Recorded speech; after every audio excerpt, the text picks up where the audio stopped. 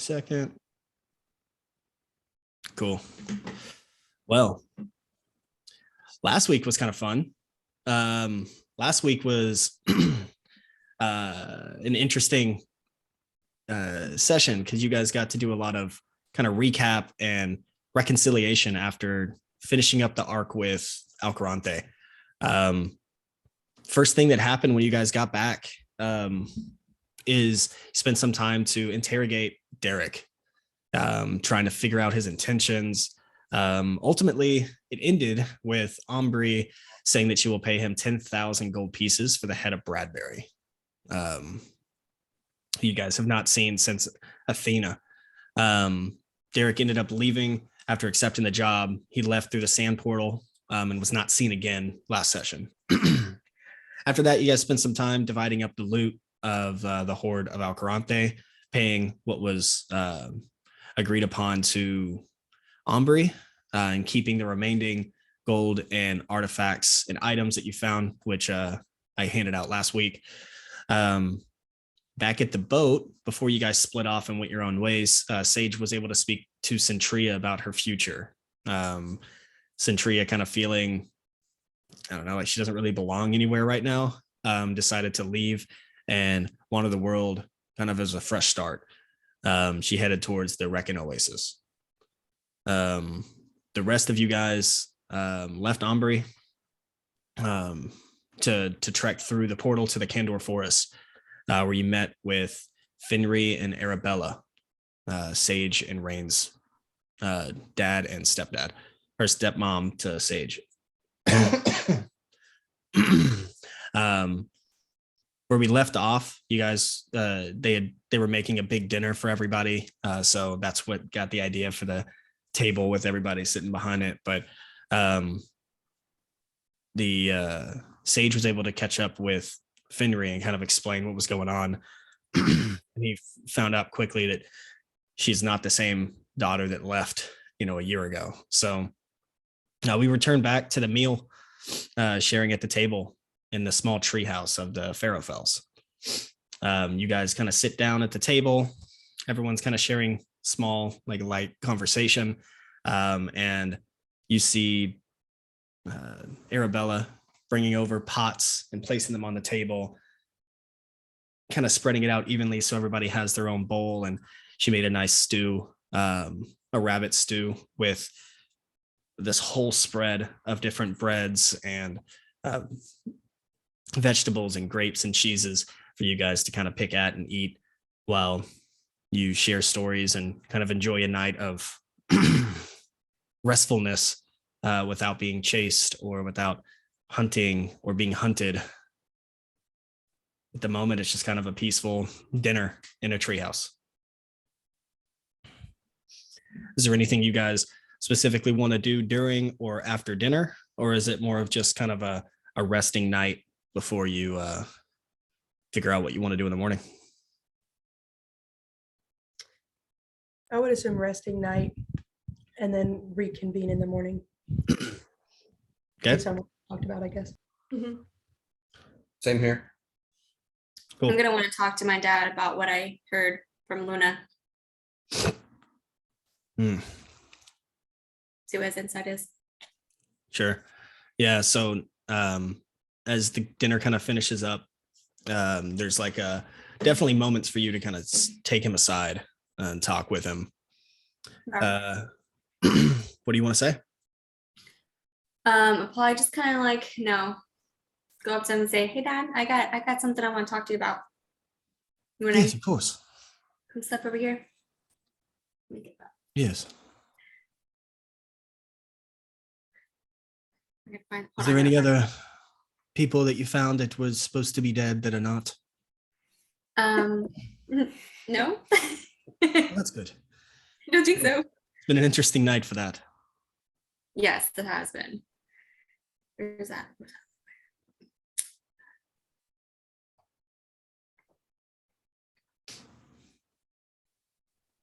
Okay, I gotta find the little boy. Okay, so on one of our mini adventures, we went to Alteria. We actually, rescued a princess, and now we're in good favor with the king of Voltaire. So yay Oh. for us. Well, while I was there and I was sitting in my room, I came across something unusual. I heard this noise. Coming from the nightstand next to my bed. I opened up the drawer. I found some odd brushes there. I'm not exactly sure what they were. Well, then the mirror next to me cracked and it like shattered, but it didn't like collapse. It was like shattered on like when you, and there was moonlight and darkness. I can't remember the other two. Anyway, I touched the moonlight and the mirror fixed itself. So I went to go and meditate in the moonlight to Luna, and I heard her, Dad, I heard her. She talked to me. She did some type of lullaby.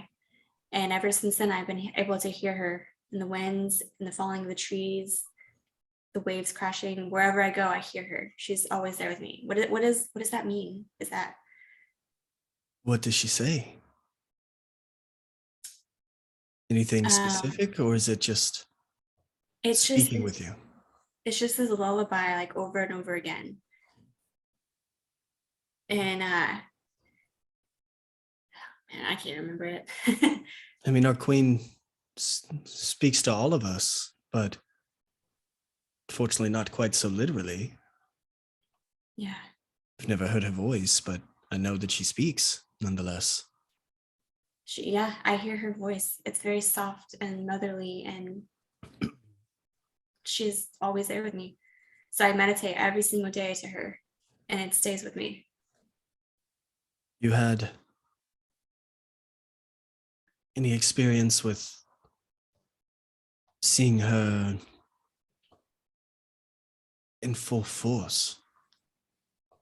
Has she guided you while rescuing that princess, or maybe speaking with you as a reward for doing good deeds in her name? I don't know. It sounds like your connection with her is stronger than maybe anyone here in this village. Well, I did have another encounter with some other entity, and I chose the moon over the dead, the darkness. The dead. Yeah. I wish I could say I was proud of you, but it seems like an obvious choice. Yeah, I helped heal one of our friends, Silex. He needed some, I did greater restoration on him, and after that I saw this figure in the woods, so I followed it, and he gave me a coin to flip, and he said I must choose, and on one side it was Luna, on the other side it was a skull. I flipped it and it landed on the skull, but that was all I got from that figure, that entity. I briefly saw him. He was cloaked. I saw his chin. It was like bone. And same with his hand when he gave me the coin. You know who this is, right? I think it's Mercule. I believe you're correct. I believe the Lord of Death may have spoken to you. What I'm afraid of is maybe that coin was not you choosing your path, but him choosing your path. Yeah. And seeing that skull, it's probably nothing. It's probably just an hallucination, a dream. Maybe Luna was playing tricks on you to test you. I don't know. I don't know. But it was really weird when I heard her voice and I felt calm and at peace. And I'm very happy that I heard her and I can hear her. What all of us would give to hear Luna's voice, to hear her lullaby. Whatever it is you're doing, continue. Do it harder, stronger, fiercer. She will hopefully continue to reward her with her presence. I will. I will. Your mother and I are proud of you. Both you and your sister. Don't let your sister know. Keep it a secret. She's gotten mean. Yeah, she's You've- a little bit meaner and a little bit more fiercer. You stayed sweet. You stayed pure. And I can see that. Maybe this is what Luna sees in you as well. Maybe. I hope so. Don't let the shadows and the darkness of the world that you've experienced dampen the light that you bring each day, Rain. I won't. We'll get some rest. And, you know, if you hear Luna again tonight, feel free to let me know. Okay, I will. I'll give him a big hug and kiss on the cheek. And then go sit back down on the table. He's going to take a few minutes and you kind of see him from the back do one of these. Like... and then he rejoins the table with the rest of you guys. Everyone else kind of finishes their meal, enjoys a few more glasses of wine and ale that they have kind of stored away for special occasions. And, you know, they have a nice stash of, you know, kind of nicer wines that they take from Findlewin when they have the spare change and money from trade, and share it with you all. Silex, while that is happening, Silex is gonna take a step outside and just enjoy the quiet for a minute. Okay. And it is. It's not the same still quiet that you're used to in like Fort Darien or in Crete, because there's still the sound of, you know, the forest is alive here, right? You're hearing, you know, owls hooting in the night, crickets chirping, different rustling of trees and branches and grass as different critters kind of scurry across the ground nocturnally.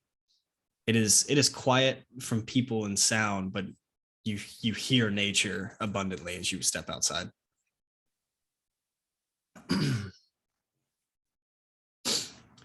All right. Anything else before you guys get some rest?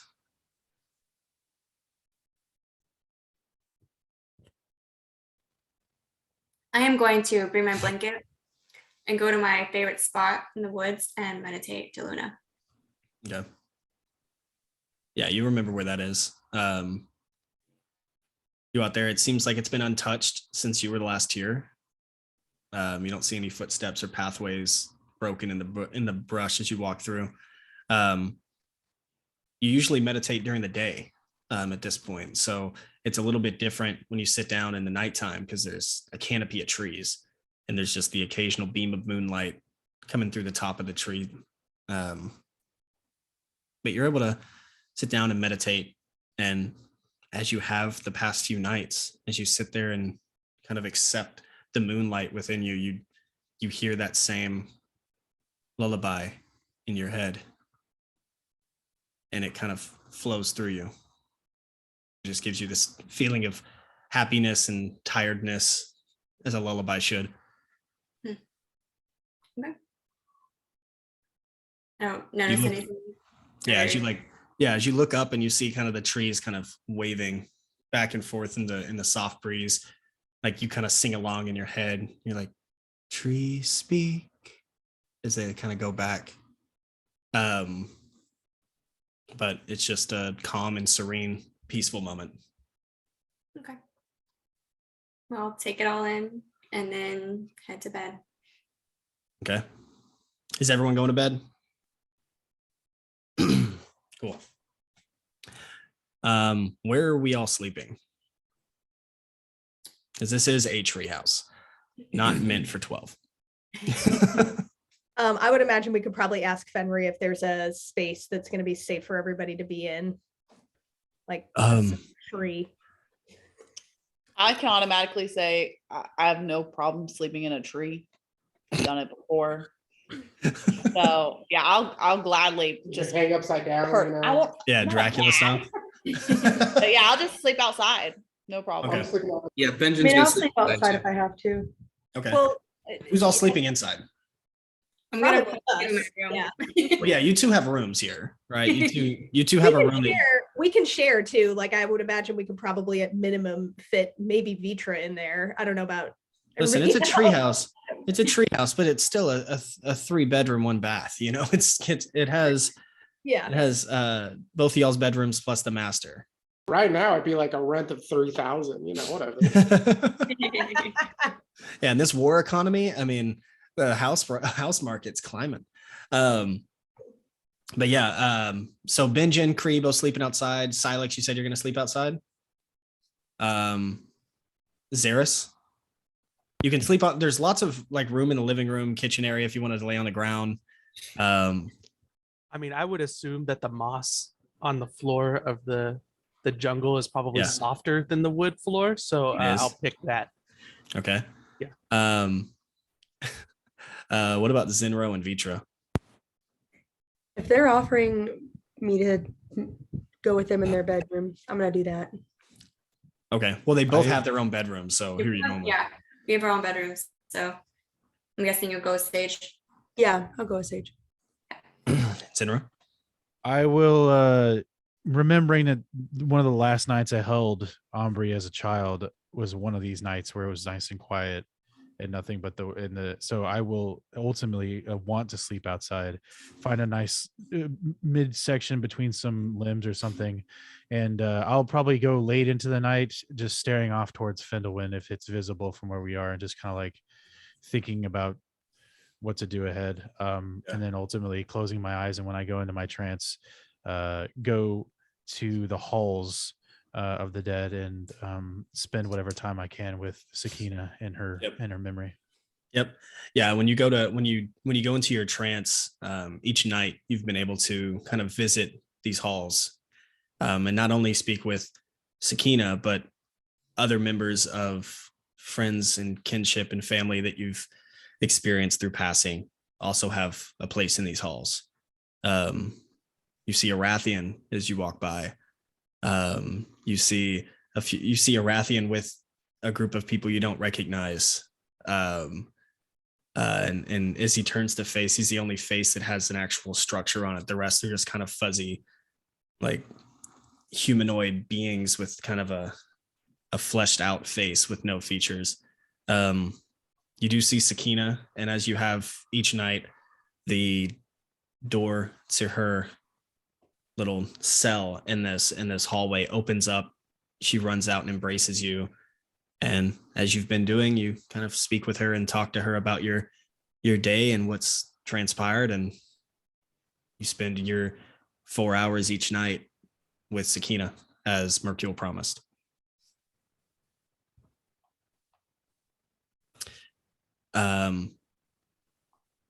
Vitra. What?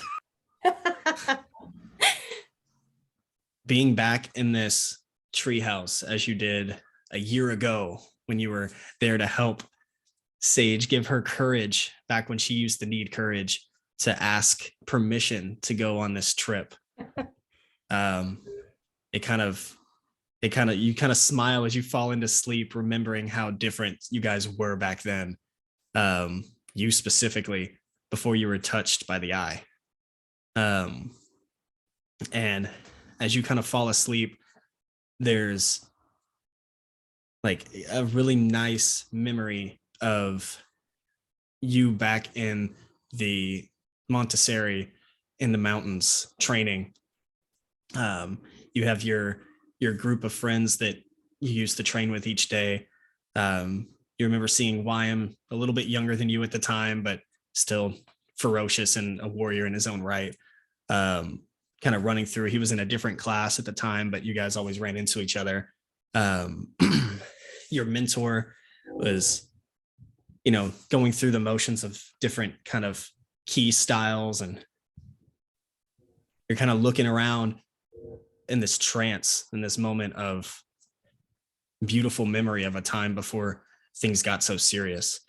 And you're looking out into the mountaintops, and the clouds blue, white, and then you notice the mountain starts to rumble, a slight quake, and then your entire vision starts to shake. And you see, peeking out from one of the mountains, you see a hand grabbing the top of the mountain. And you see peeking over is the fiery magmic eyes of Mezgul, but not in the human form that you remember seeing it, that same size. This is the size of when you saw him in that plane of existence you were trapped in briefly. He looks like he is the size of a mountain.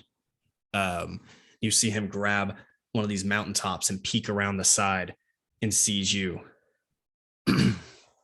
There's a moment of just stillness where all the people you saw kind of running, all of them are just frozen in place. You see YM kind of running and froze. You see your instructor in the middle of a stance, like frozen. And you feel frozen. You feel like you can't move. And then you see Mercule break the top of this mountain with sheer force, just crack the peak, drop it down, and you hear the rumble, and he's looking right at you. You hear him. I'm not done with you, Oh. Vidra. Where is my eye?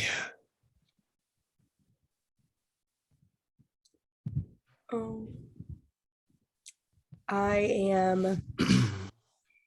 So I can't really move, and I can't say anything.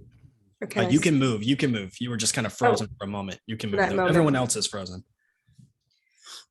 I'm going to yell back. It doesn't belong to you. Oh, At least not anymore.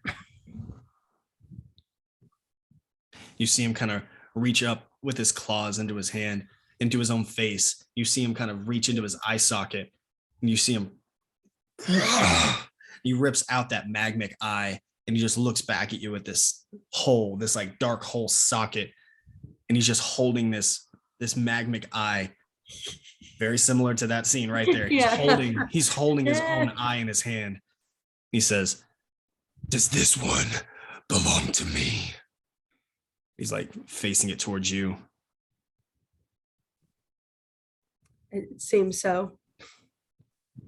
And in an instant, you see him hurl it. And through the sky, you just see this disc of magma just flying at you. What do you do? Try and dodge. I'm gonna try and dash away. Mhm. Give me a dexterity saving throw. Ooh. Okay. Dex save. Sorry. Taking a while. Dex save. So that is a 23. 23. You're able to jump out of the way as it crashes into the temple behind you. You see it just melts immediately, just kind of falls into this. It was like a structure, and then it falls into this liquid form and starts dripping down the side of the steps. And you see that it starts to expand. And now it's like the entire top of this mountain that you were training on turns into the top of a volcano, and lava's shooting out the top and starts to trickle down the side of the mountain. I'm gonna yell back at him. You will not have control over me or any of my friends any longer. Then try to wake up. Well, yeah, I definitely want to try and wake up. I don't say that, but I do want to try and wake up. And I don't know how that would be like. Make a wisdom saving throw. Okay. Wisdom. Oh, I'm not very wise. 16. You try to like shake yourself awake, do like the pinch, the slap. Nothing. Seems I do have control here in my world. You may have control over your world, but I still have control over myself. You didn't make me dodge out of the way. and you feel the entire mountain start to shake, and it's like rumbling, and it starts to get extremely violent. You kind of look around, you just see like trees crashing and falling, the magma's falling down at you, and in a moment it just goes, and then you're standing in a desert, as you're very familiar with. No. There's nothing around. It's like flat plains, like the salt flats in Utah. It's just like flat as far as you can see, but it's not a yellow sand. It's like a red dirt clay. As you spent 3 years walking through this exact terrain. And I see nothing. I don't sense anything.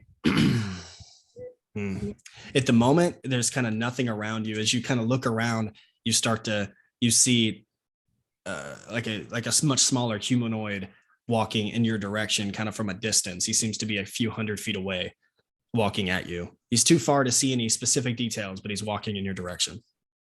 But it seems like it's like someone my size. Right. Around my size. Yeah, Okay, great. I'm gonna sprint towards him. You start to dash and sprint towards this being. As you start to get closer, it starts to take shape, and you start to see the facial features, and it looks very familiar. It looks like Wyam. Oh, I was hoping so. So you see the horns, you see the tiefling qualities. Okay, but does he still have that sword or no? You don't see him carrying anything. Okay. So I'm gonna excitedly go over to him. How long have you been here?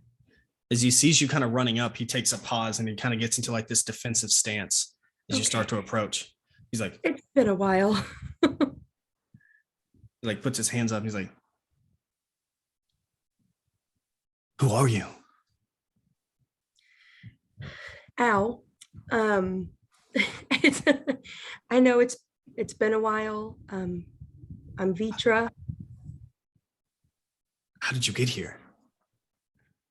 I don't know. I went to sleep and I woke up and Mezgul was destroying Kidal, and you were there, but you were training, and I know it was all a vision and it wasn't real, but he's put me back in this plane, at least for now, it seems.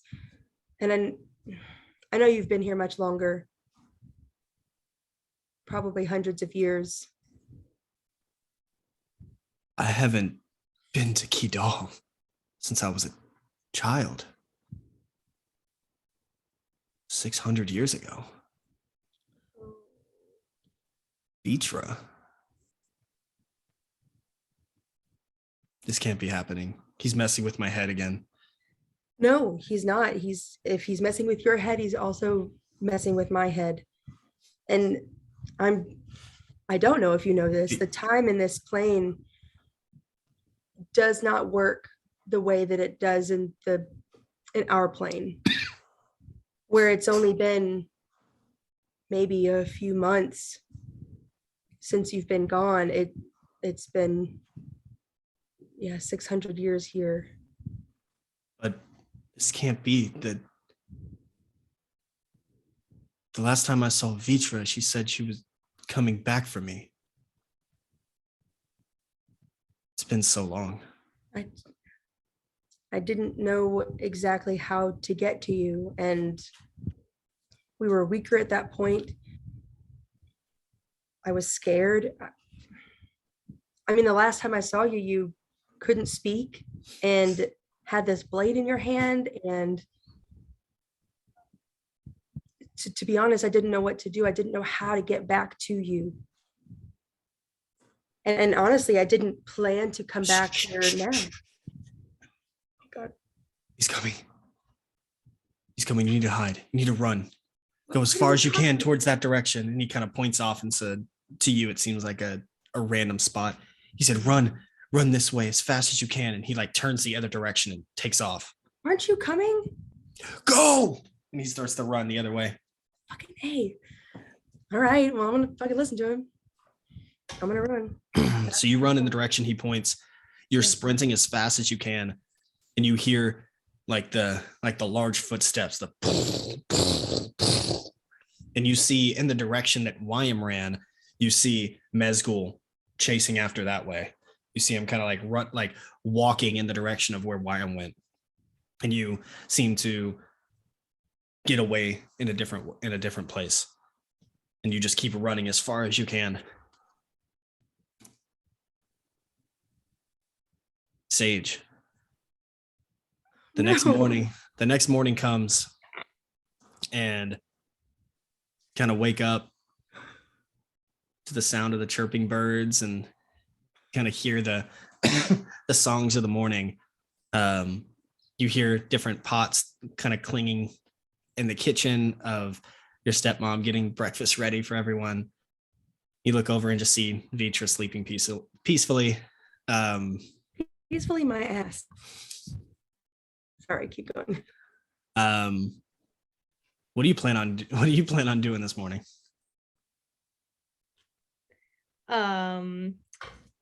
Well, I was planning on just having breakfast with everybody and just kind of figuring out the next step and planning with everyone. So I don't really have a specific plan in mind.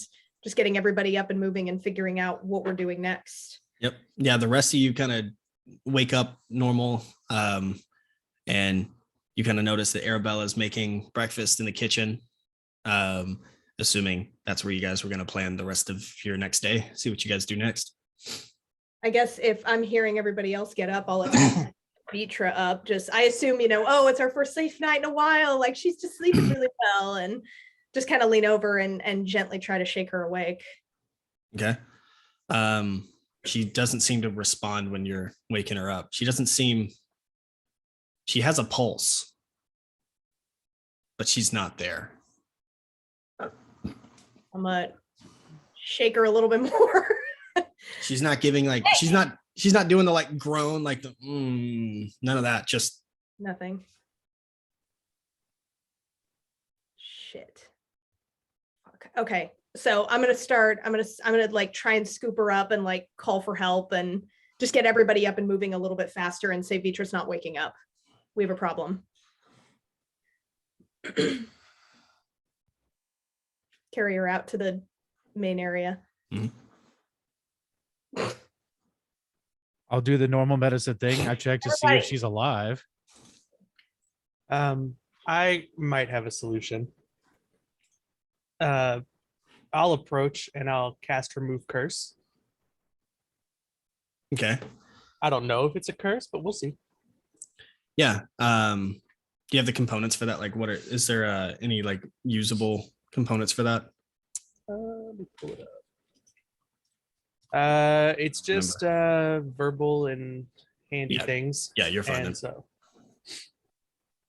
yeah, you try to you like touch Vitra, and you're trying to extract whatever evil is conflicting her, and there's just nothing that seems to change in her demeanor as you get the idea that she's not under some sort of curse like she may have been the first time. Well, that's what I got, guys. I'm going to turn to Zinra and be like, what's wrong with her? What's going on? Well, she's not dead. I guess I will do, I don't know if it's going to help, but I do protection from good and evil.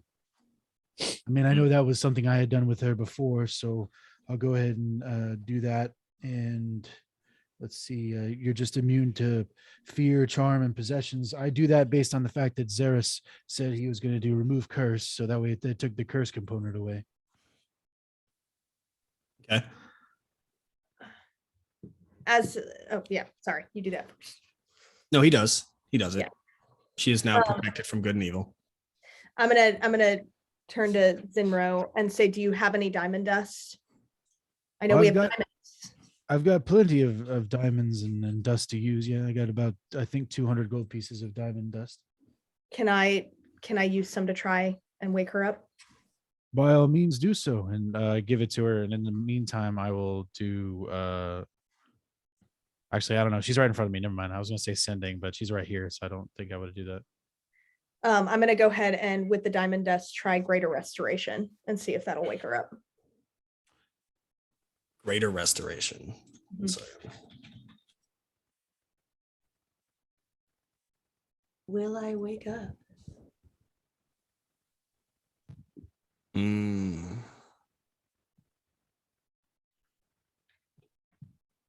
As in yes, or So you rub. Gonna work. Is there something in here that I hope will work? So you rub together your hands with the diamond dust and kind of touch Vitra, and you see like the what's Simba. that? I want to Yeah. do the Simba move with the dust. Yeah, across the forehead. And you see kind of this purple energy against her blue skin tone kind of like flow through her body, and you see her start to like kind of get restless, and you see her moving, but she is still asleep. Vitra, Shit. you're running as fast as you can. You see a blue speck in front of you, and you start running harder. You get closer, and it's this large ghost shape person. It kind of the body seems to go down to a wispy. I heard your cough through here. through like this wispy etherealness. The top, this robust chest, big arms, No. this blue skin tone throughout. You see this jet black hair and black beard tied together with a silver ringlet. And you see his arms outstretched, and he says, "Vitra, my baby girl." Oh my God. Oh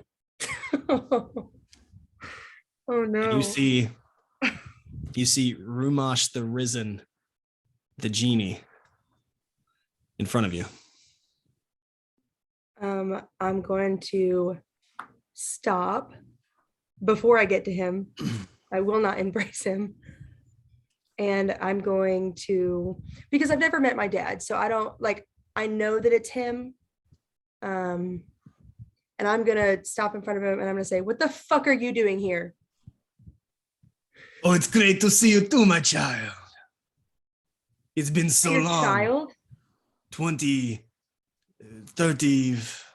How many months old are you now? You don't care. You don't deserve to know that information. Why are you here? Is that your buddy? He looks behind you, and there's nothing there. You're saying I have no friends. That's not nice, Vitra. Neither is abandoning my mother and me. Abandoning you, child? What do you mean? I'm right here, Papa. First of all, I will not call you that. Also, when you're gone for my entire life, that is abandoning. You know I went to Jaru to try and find you. Oh, I cannot go back there. Big Why? Daddy in the sun does not let me. What did you do? I slept you with go there? a human in his material plane. He says no. So now I'm stuck here in the dreams. Oh, I go back to my place. You want to go back to my place? No, I don't. Oh, then we talk here. This must Where be is your place? No, it's a place far from here. It takes a long time to get there.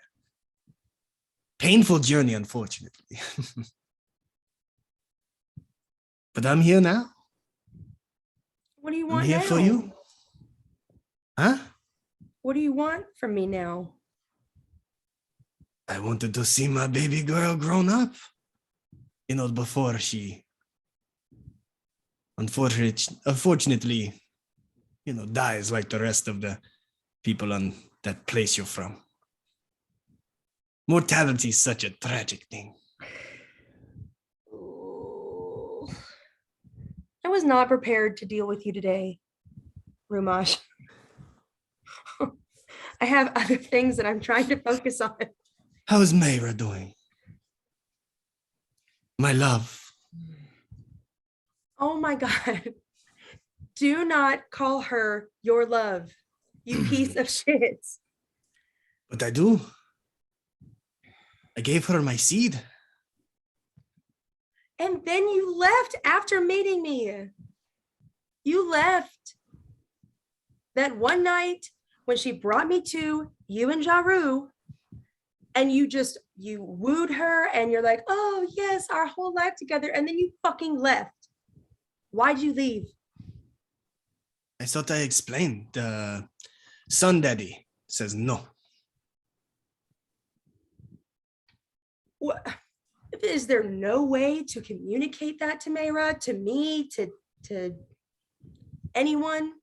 I don't know if I really believe you, if I'm being honest.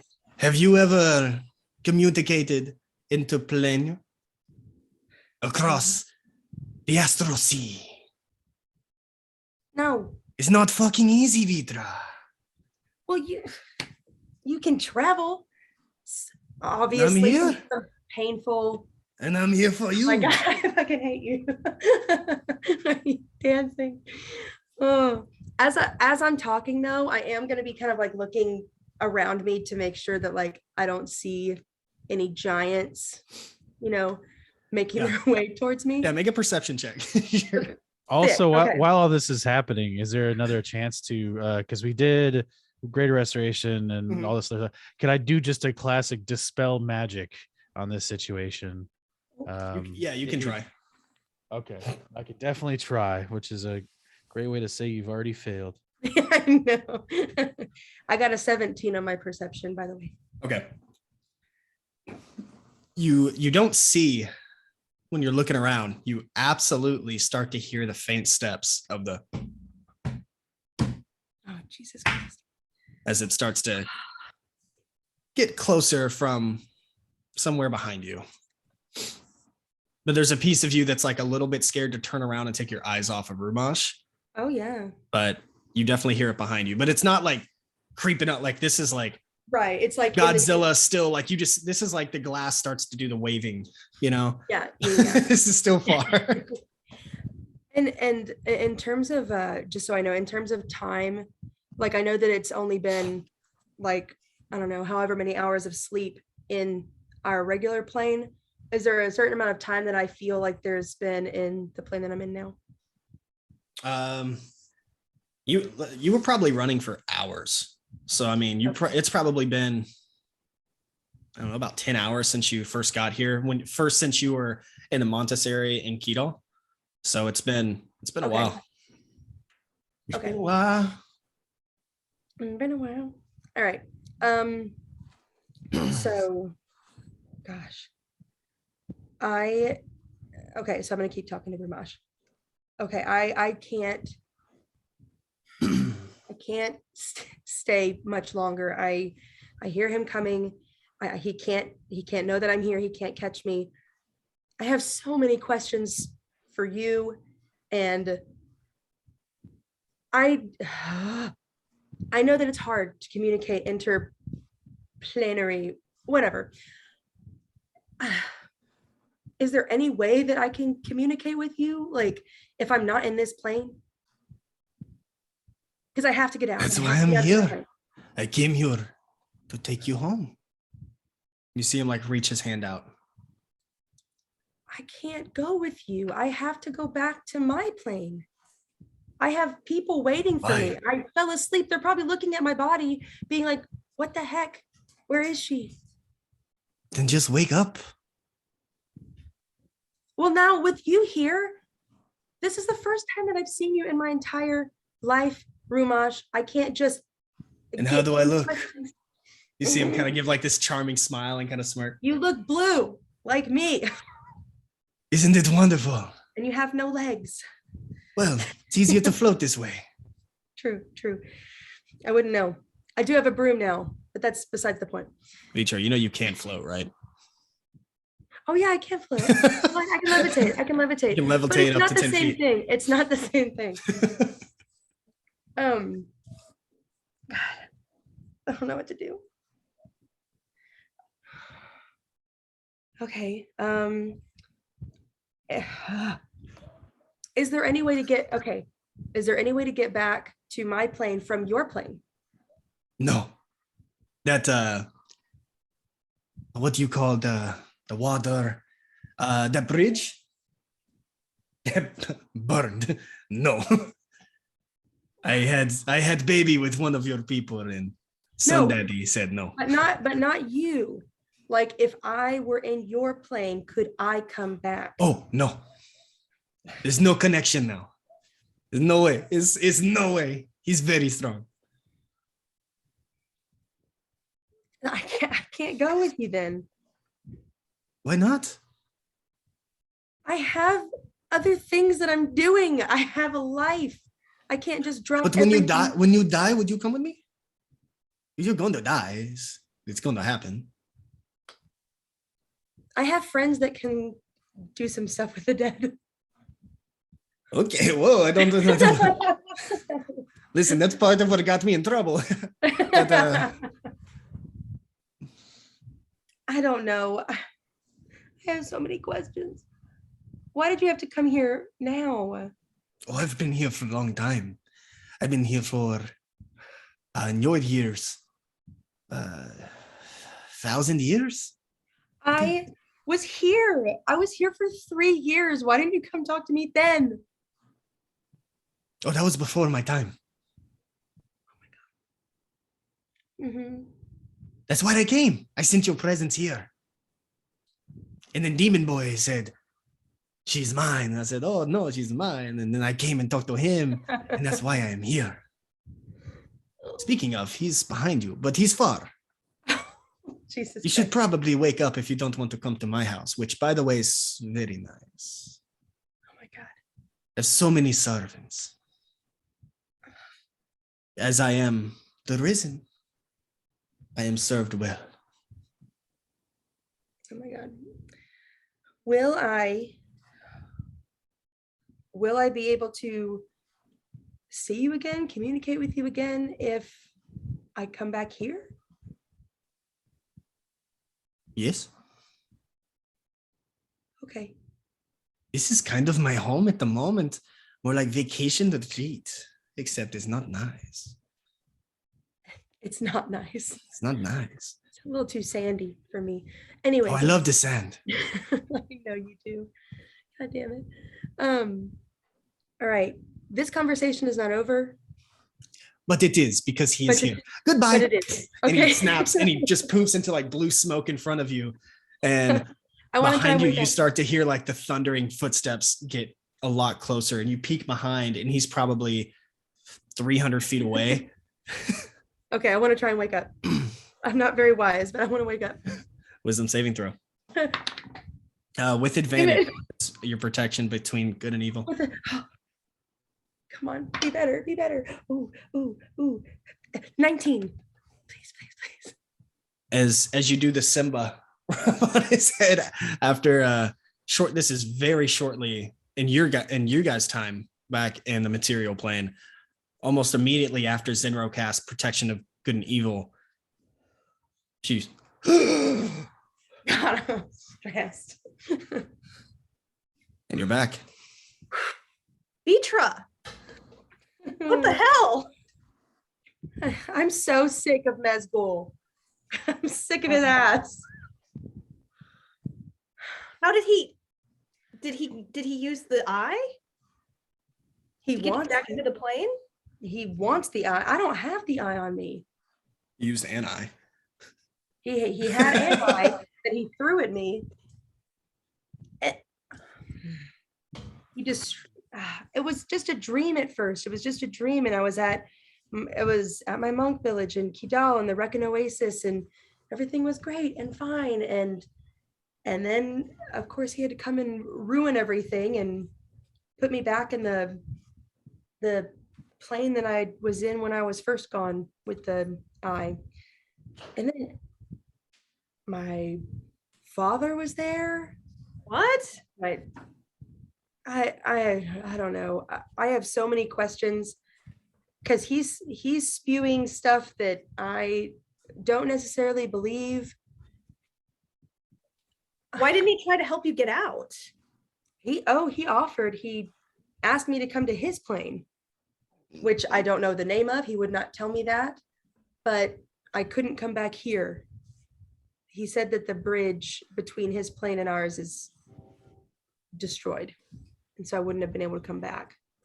But I can continue to communicate with him via is it the Oniric plane? Oniric plane. Yep. So Yeah, but then you risk Mezgul every single time you do that. I want to try and figure out a way that I can go there, but me being in control of when I go there. Because I have many questions for Rumash. And we have to get there anyway to fuck up Mezgul. Mm. Oh, I'm stressed. I'm stressed out.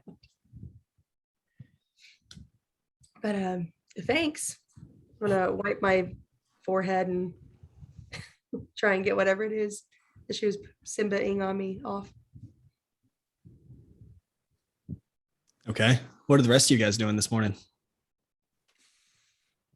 During that little conversation, I'm going to think about the eye and reach into the bag and see if I still feel it, as if I can pull it out. You do.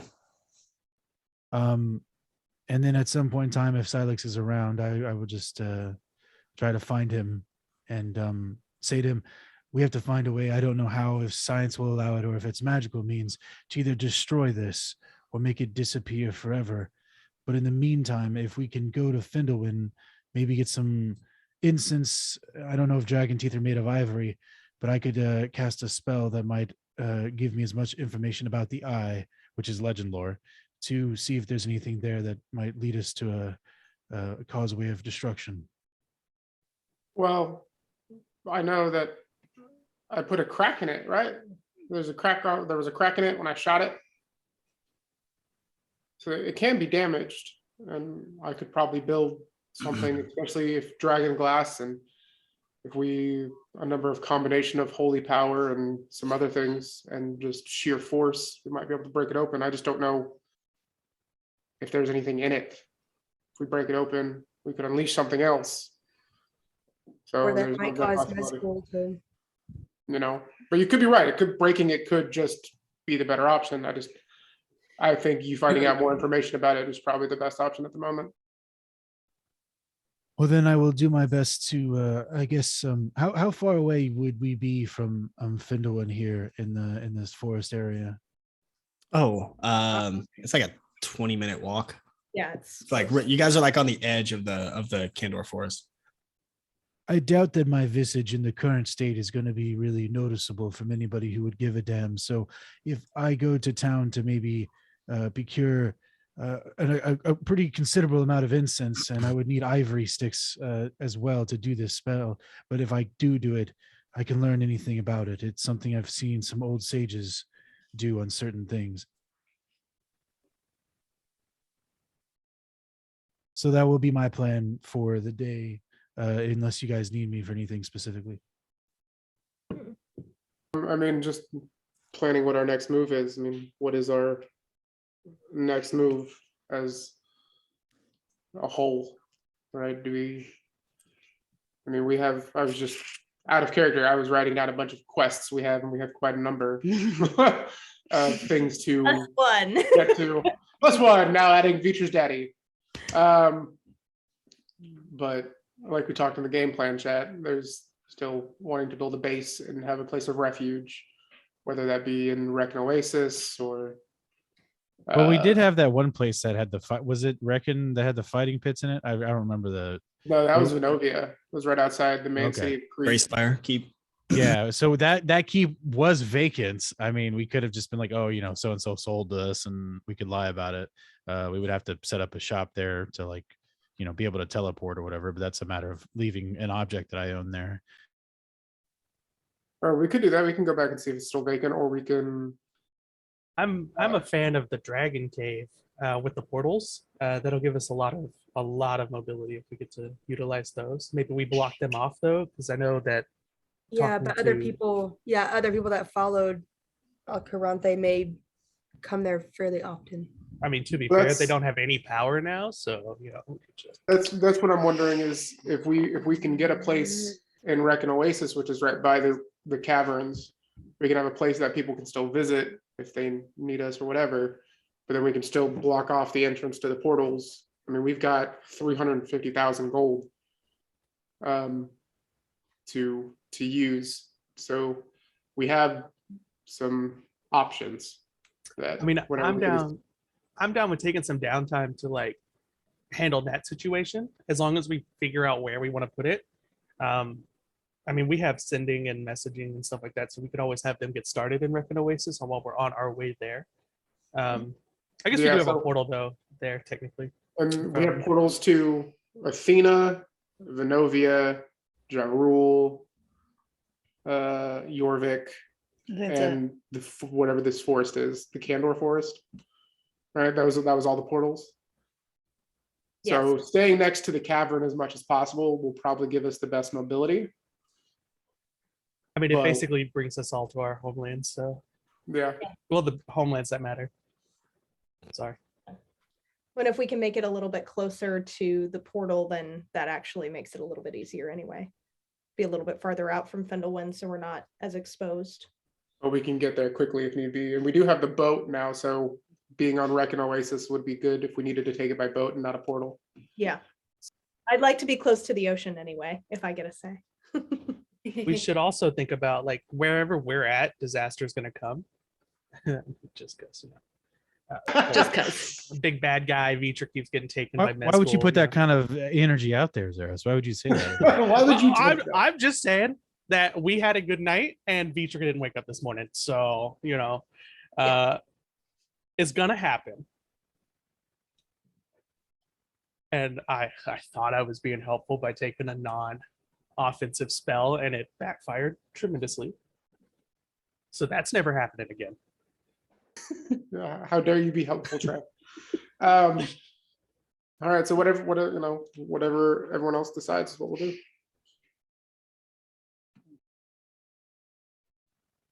Well, if we need the downtime, then maybe Reckon Oasis is the plan to do it. And then from there, we can figure out what the stronghold can look like, especially if we're in agreement that maybe that's going to be our best plan.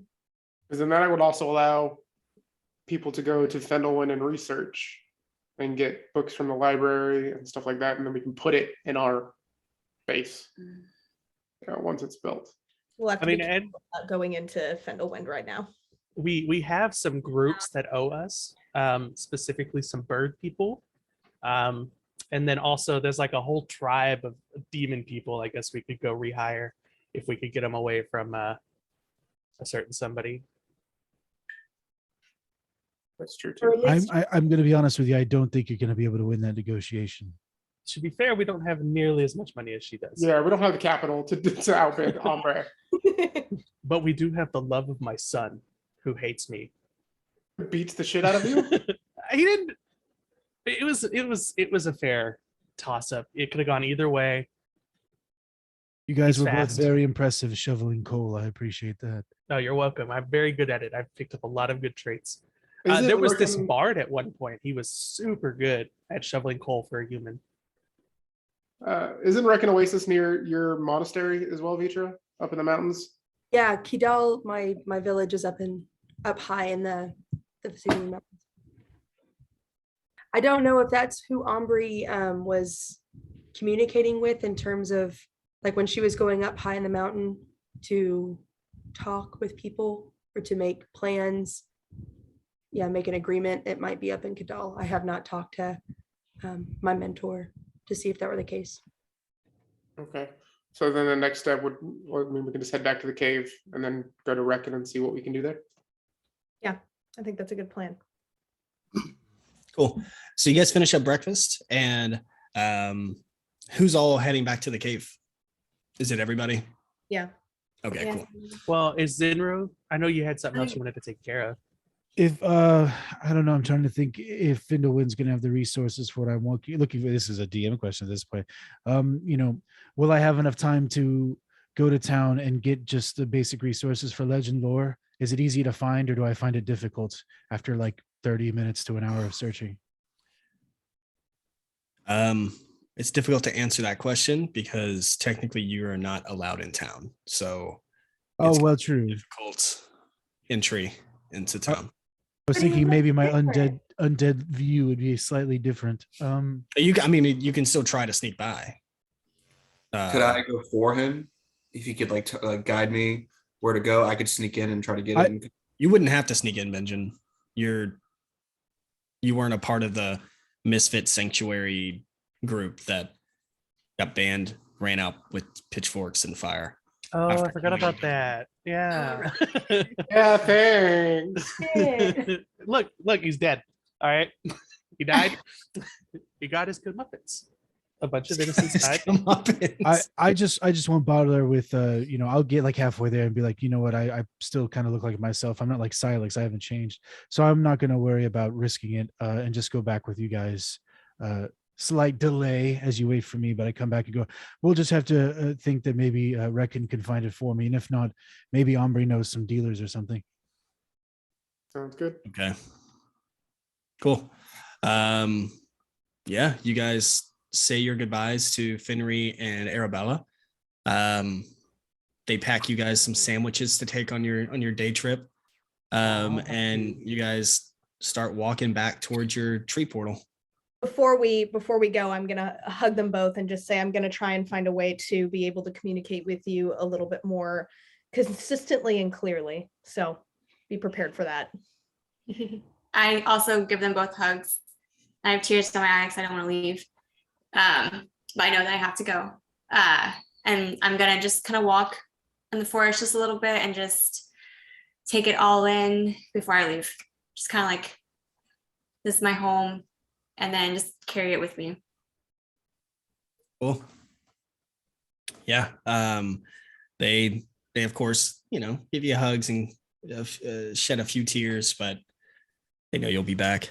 Arathian thought that too. So Arathian was a dipshit. That only hurts a lot. It's all good. But you guys are able to start making your way back. It takes you most of the day, but you do make your way back to that portal probably around, 4 p.m., 5 p.m. Around that time period. It's before like dusk. And there's you guys see the tree that you're familiar with. And as you approach it, it just looks like a regular tree. As you start getting closer, it recognizes you guys have used the portal and it opens up for you.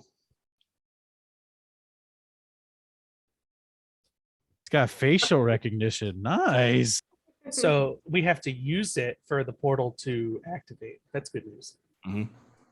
Since you've all been through it, you're all able to see the entry. That's really cool. And you're back in that tunnel. Yeah. It smells awful in here. Because we left a rotting carcass. Mm-hmm. Okay, cool. A big one. Yeah, I think that's exactly what the smell is. Yeah. It's like a 1 day old carcass. Well, good news is we'll just make the construction crew move it. I don't think we have a crew anymore. They left. Well, we have to hire somebody to build the wall. That's true. My bag of holding should be finished. I can take the dragon parts other than the meat. So I should get rid of a good portion of it. Yep. You're able to put that all into your bigger and badder bucket of holding. It probably makes it easier. Just be like, it's a box with the bag of holding enchantment. Yeah. Just like, here you go. Yeah, it's like a tote of holding. As it should be. Cool. So yeah, you guys are back in that tunnel. You guys see Silex go straight to work with putting those dragon bits and pieces into his tote. What are the rest of you guys doing? After Silex is done, can I do produce flame on the dragon to kind of like burn the carcass?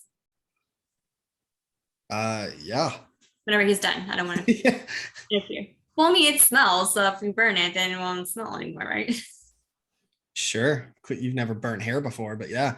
I Yeah. Yeah. So yeah, after he's finished, you start a dragon bonfire. And I don't think I need to keep bringing up how fucking big this dragon was, but this bonfire like lights up the entire cavern. I mean, it's gonna burn for hours, so it'll be a while.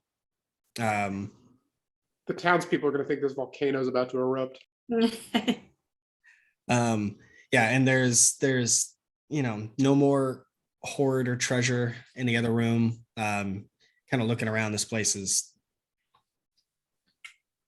cleaned up and scavenged pretty thoroughly. So, do you guys leave the cave? Yeah. Also, it'll take you guys probably about an hour and a half or so to finish up in there and start to burn the carcass and everything. But over time, you're able to get out of the cave. You kind of walk up that tunnel entrance that you guys are used to using. At this point, it's starting to get a little bit darker. You still have the sun up, but it's starting to become slightly towards nightfall. It will take you a couple hours to get back to town without the boat, without the ship. Would you guys exit? What'd you say? I was gonna say, are we planning on staying there for the night? Like, do we want to stay at the inn? Where we headed? I'd imagine we'd just stay at the inn tonight and then start talking to the barkeep and then get some information about either land we can purchase or house we can purchase or something. Yeah. Okay. Kimura, what are the materials that you need for your legend lore? I need quite a lot worth of incense and ivory strips. I think the combination is about 250 gold piece of each one. So a bunch of smelly sage and raw ivory material. All right, Sage, stop showering for the next few days. And I was I'll get gonna to make work a on joke that. about it, but that wasn't. I'll go roll in the carcass and you'll have plenty of smelly sage. There you go. It's on fire, but It's on hey. fire. Fine. I mean, it doesn't bother Even me. smellier. I don't have a sense of smell, so it doesn't bother me anymore. Right. Yeah, he doesn't smell anything. Benjen, he's getting his smell back. So he's able to smell that. He's like fresh off COVID. He can smell and taste again. But yeah, so you guys start making your way out of the tunnel. Does anyone have a passive perception under 12? Under 12, you said? Yeah. So sorry, how do you determine passive perception? I should know this. It's 10 plus your wisdom modifier. I have one 12. under 12. Xeris, have- of course. No. Mine's 14. I have 10. Oh shit. Okay. Okay. So besides Xeris and Benjen, all of you feel like a rumble in the ground, like a tremor around here. It's not a big one, but you definitely feel a little bit of a vibration in your feet as you guys leave this cave. But it feels like it's like originated kind of farther away. You feel a little bit of a tremble. Nothing too alarming, but definitely noticeable for those who felt that. Did it feel like it was coming from behind us?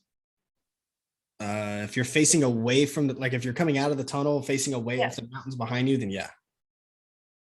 Felt like it was coming from farther into the mountains. That's not good. Like not from where we were in the mountain, but like Like past. you guys don't know a specific spot. You just felt a tremor, but it definitely like the sound of the rumbling, like it felt like it was coming from deeper in the mountain. You don't know the specifics though, but definitely not right on you. Is anything going on in the sky? Is there storms or anything? From in here, you're kind of blocked by the mountains. So right above you, the skies, you can't really see anything. But if you were to be higher up, you might be able to see. Oh, okay. Would I get the impression that the trembling would have been coming from anywhere near Kidal? You don't know. Okay. I mean, what's your passive perception? 12. 12. Yeah, no. 12's like the minimum to feel it. Did this particular rumble, did it feel like it was like a wave? Like maybe if you had a higher passive, like my passive perception is 15. So did it feel like it came from a distance and got closer to us, or was it just kind of underneath our feet all at once? Underneath your feet all at once. Okay, so no like real hint of an origin necessarily, but Right. I'm just gonna turn to Silex and goes, I know you made a joke about the volcano, but I don't think there's actually one here. Should we probably leave as soon as possible, or do we want to see what that was? I explored a little bit more of the caverns by myself. I didn't get too far into it one of the mornings before we left. And Could as it far as be I know, I didn't really see anything.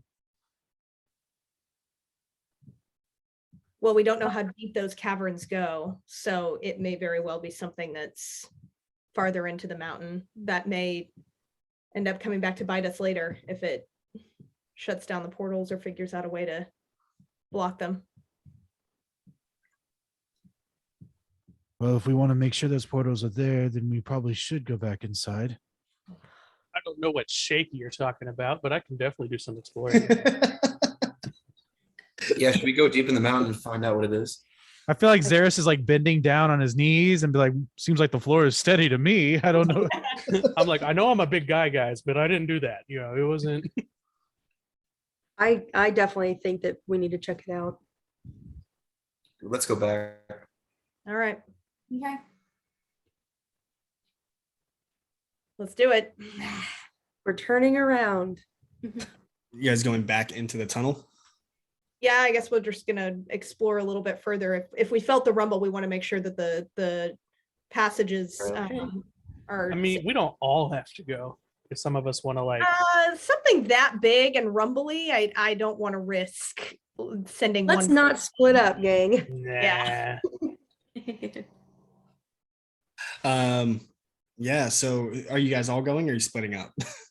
No, we're No, we're not splitting We're all up. going. We're all going. Okay. Yeah, you guys walk back in, and inside here it still smells like burning dragon flesh. For 3 more days. Is there any specific thing you're looking for inside here? The origin of the rumbles. I mean, do we start to feel the vibrations in a certain direction? There's no more vibration. It was just that one like bump. I guess check Crack portals the first. ground. The portals are all still up. Yeah, my main concern was the portals and see if there's no dirt or anything, or not dirt, but rocks coming down on top of them. I will go as far into the cave that I might have been the last time when I used locate the path to come backwards. Yeah. And to see if like any sort of like stalactites or something have fallen, if there's anything changed visually from my memory. Okay. Yeah, there's nothing that you would have seen in there. This cave seems to be pretty much intact like it was when you left it. Do we go farther into the tunnels, like past where Zinro went?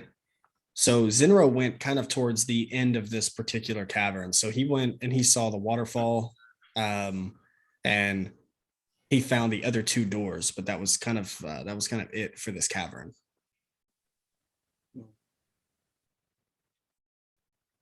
This kind of makes me concerned that it wasn't in the caves itself, and it's like up in the mountains. Like I mean, it could have also just been a world event, like something happened farther away, and you're just feeling the remnants of it at this point. Like, I feel like if it was close, we would have known. You know, I would have felt it. Yeah.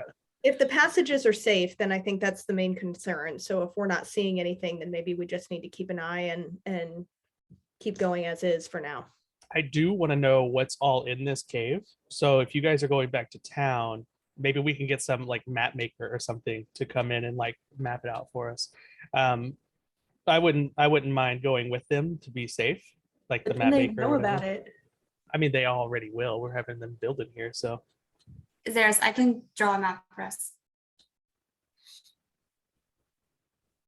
For the Like, cave. well, like you could do it. Well, I only say it because I'm very dumb. It's hard for me to read anyways.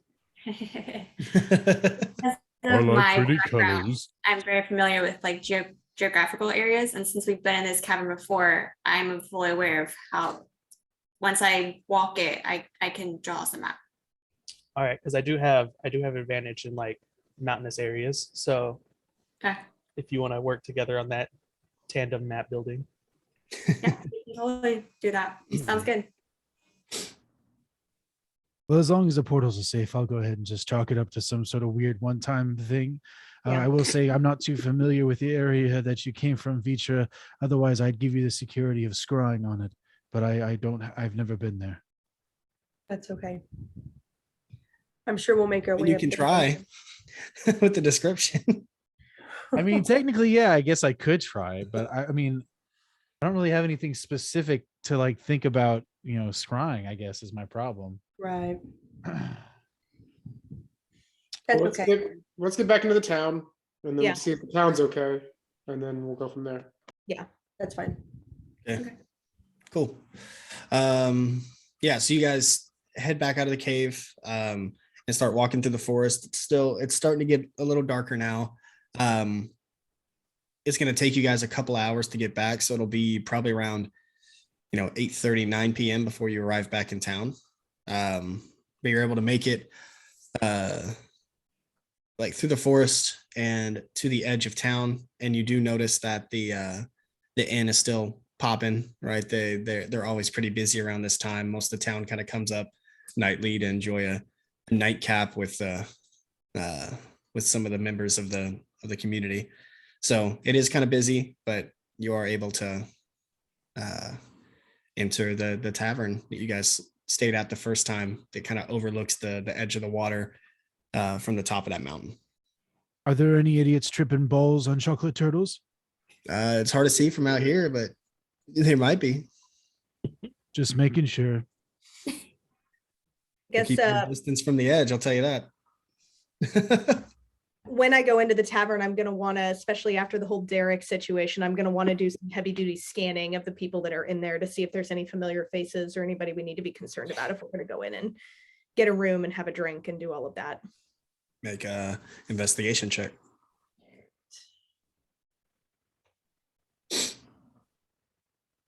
My investigation is not good. That is not a D20. Give me a second. 15. You recognize some of the people from town that were here last time, but you don't recognize anyone in any sort of with intentionally bad motives. You don't really notice anyone there who seems that they're there to purposely try to get you. Okay. But it just look like everyone's having a good time. Okay. I'm gonna be wary probably until I drink. Then I'll attempt to be wary and be less wary. The ocean's close by, so that's good. Yeah, Mhm. I'm happy with that. Got a little bit of ease. All right. So what are you guys all doing? I know Sage went in and did a little peek around, but what are the rest of y'all up to? I probably went straight to the bar and got a drink. Maybe order some food.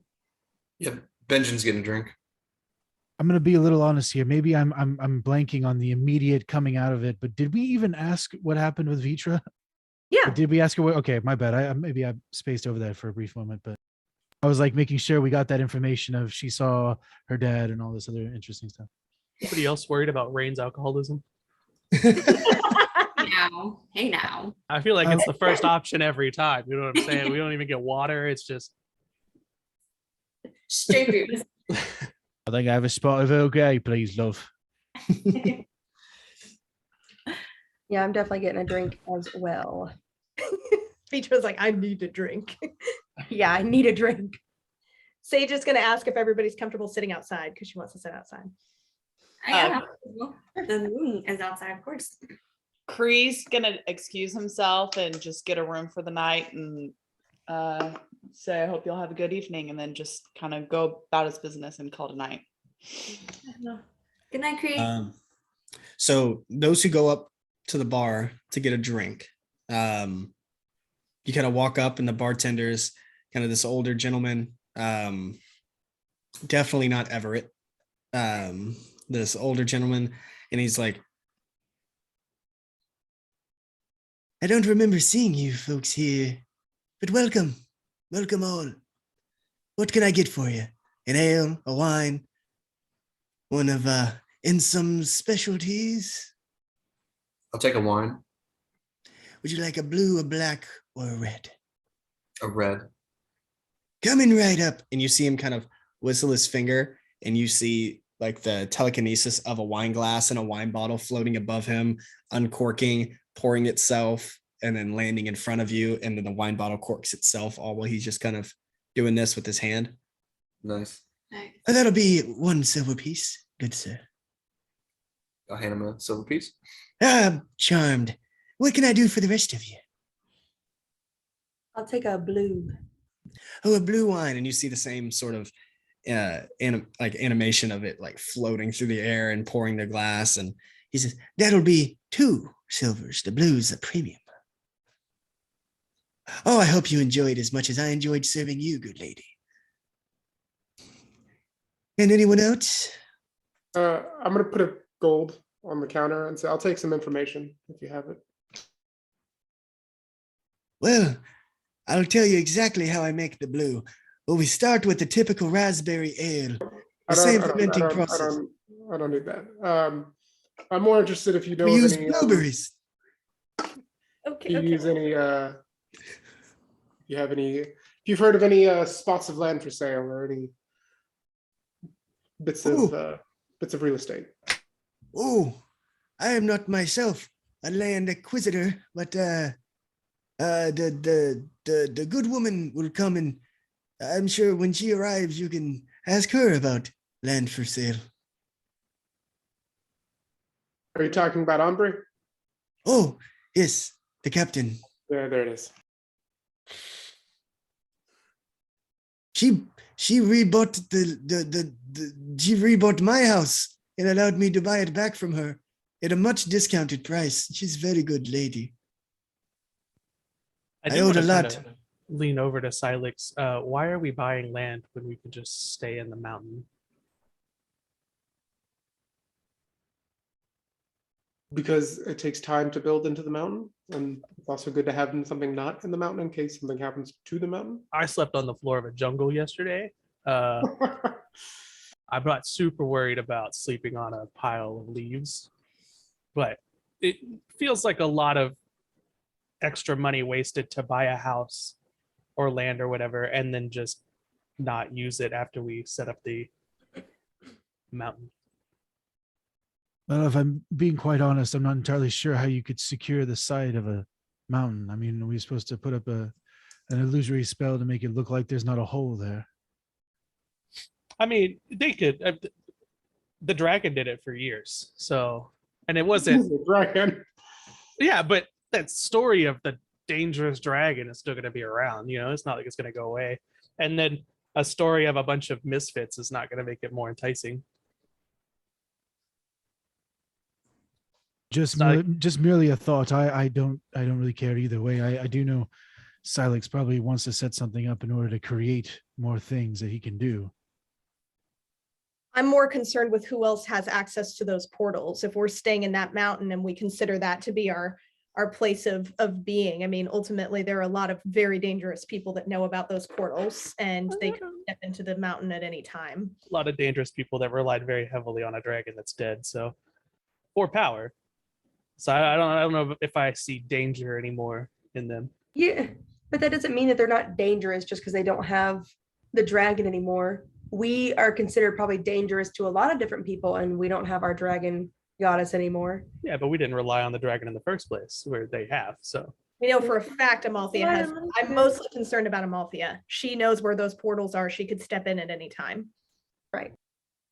She could also just port to us at any time. She's literally been talking to us in our heads. Yeah, doesn't she know where we are at all times? Yeah, she already knows. If she wanted us dead, we'd be dead. Either way, it's one is to set up in a dragon's home, or one is to set up near civilization where there's stores and other people.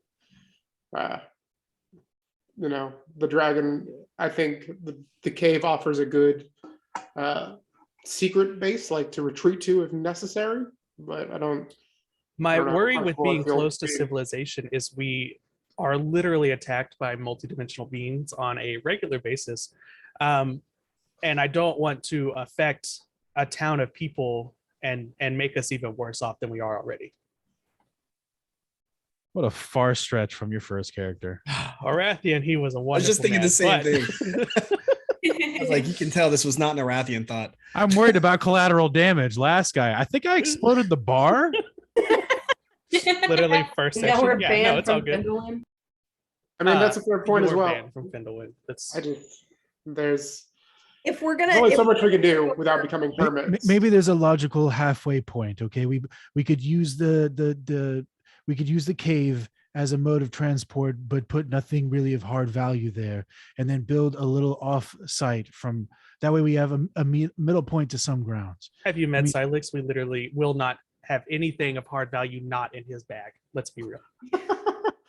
I understand that, but maybe Feel something attacked. it's in, Feel attacked. maybe something covert amongst the trees or in offset that's not easily visible from either That's fine. eyes above or otherwise.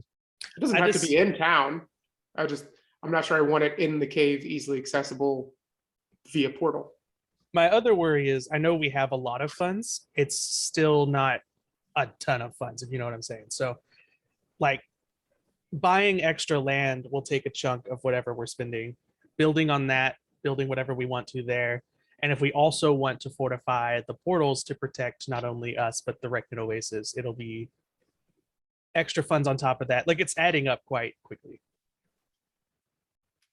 I mean, we can plan for the future as much, but we just gotta make a choice. I feel like Zinro's building something in the forest near the cave with easy access, but still a good distance away from the town in case something should happen is good. And then building a that big ass idea. door to the portals is also good. I feel like we should be able to have enough to do that. In my experience, it's usually best to make these sort of plans with an ale in hand. I'll take it down. I'm sorry, I thought we were still talking. I will leave you be. I didn't get my drink.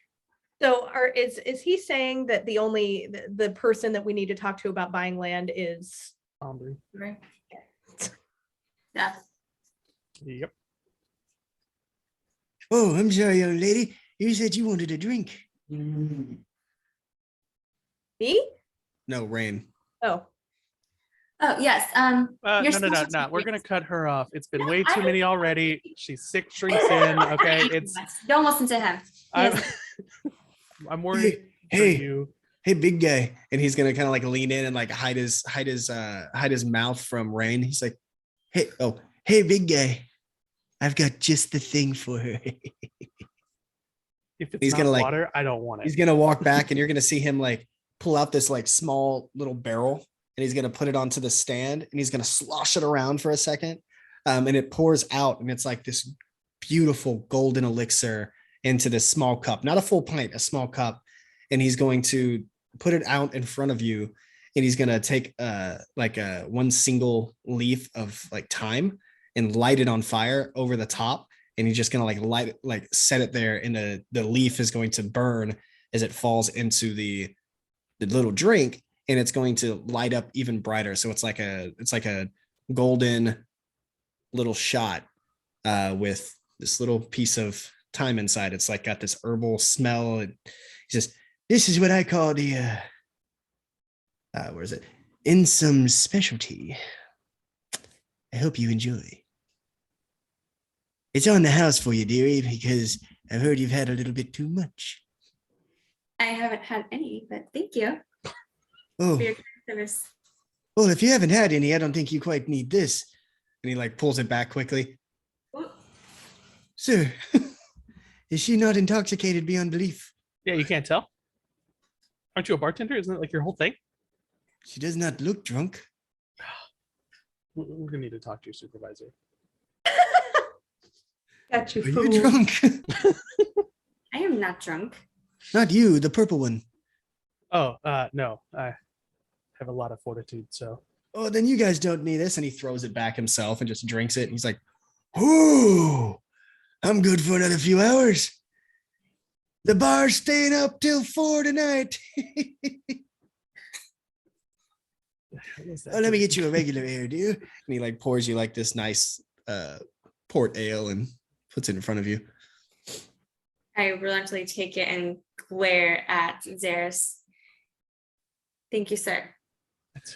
It's not just me that thinks you have a problem. All right, I'm just the only one voicing my opinion. That'll be 2 coppers. That'll be 2 coppers from you before you take off, if you don't mind. I give him 2 coppers. Oh, thank you so much. Thank you so much. All right. But yes, if fella with all of the jewelry, if you are looking for land, then Lady Umbry would be the one to speak with, I believe. He's usually the one with all the deals making. Yes.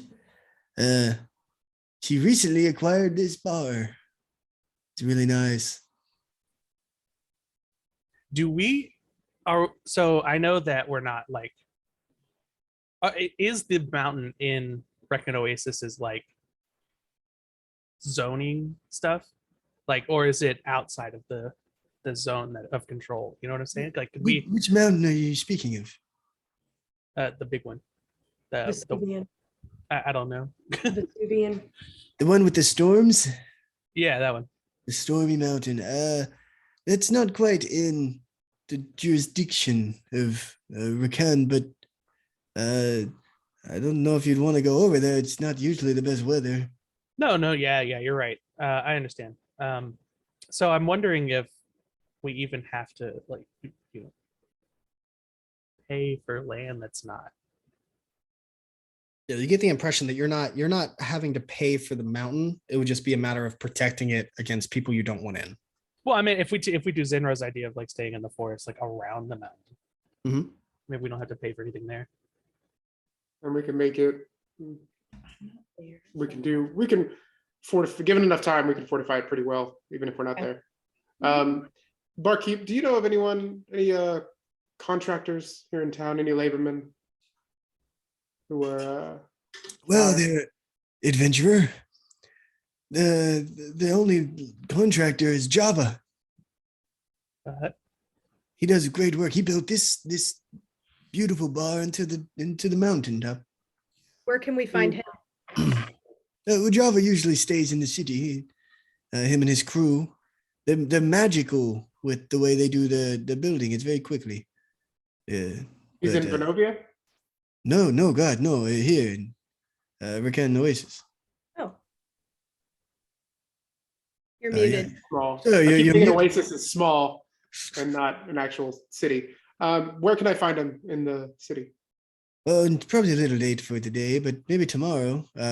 He stays in a hut down by the blacksmith. Him and his family stay down there. I needed to go to the blacksmith anyways. So. Yeah, just look for a small little coffee shop. It's next to him. Well, thank you, good sir. And then I will hang out with everyone and then retire after that. Yeah. Did you say his name was Ojava? You're way Java. too young to. Java. Perfect. Thank you. Yeah, they really had to fight for the rights to that coffee place next to him. His business is called Java's.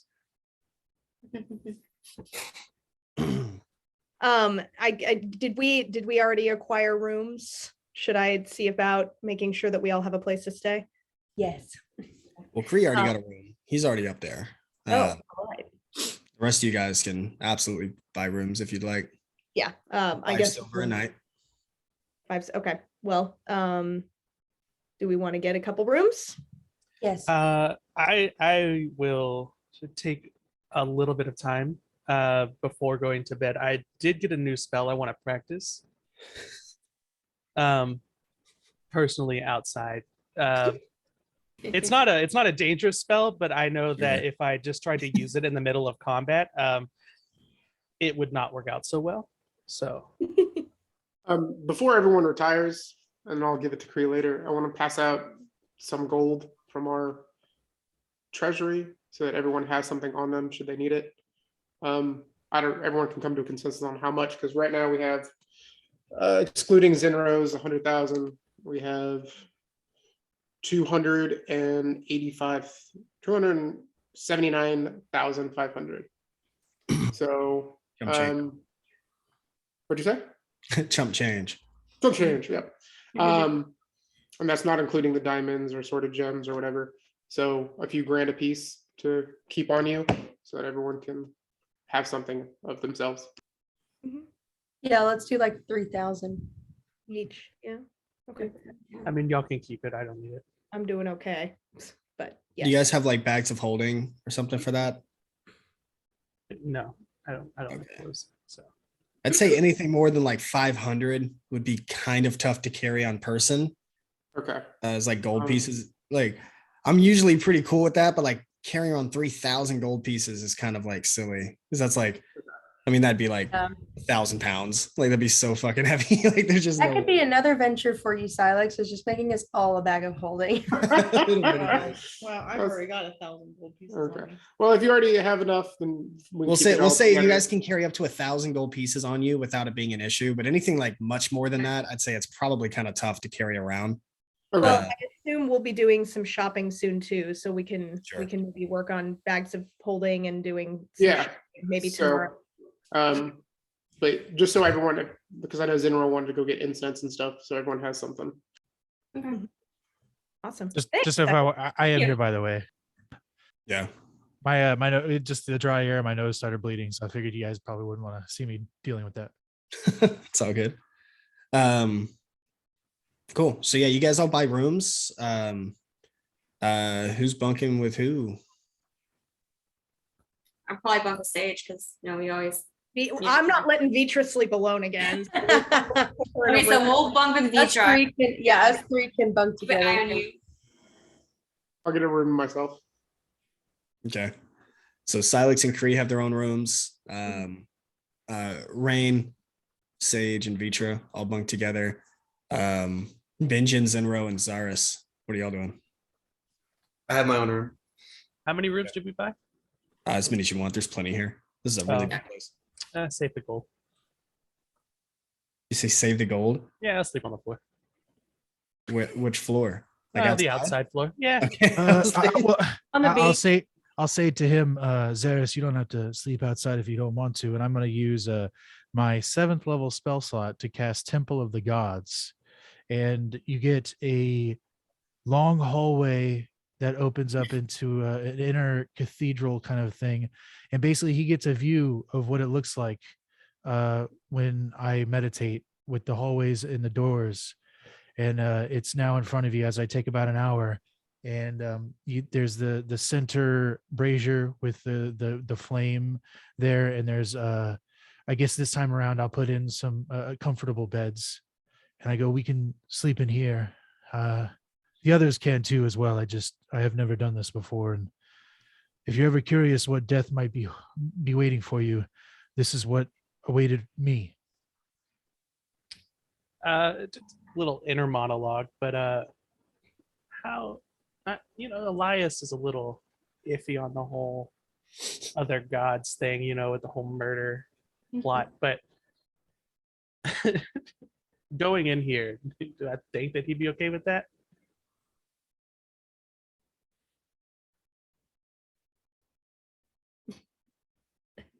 You can make a religion check. Yeah, let's do that.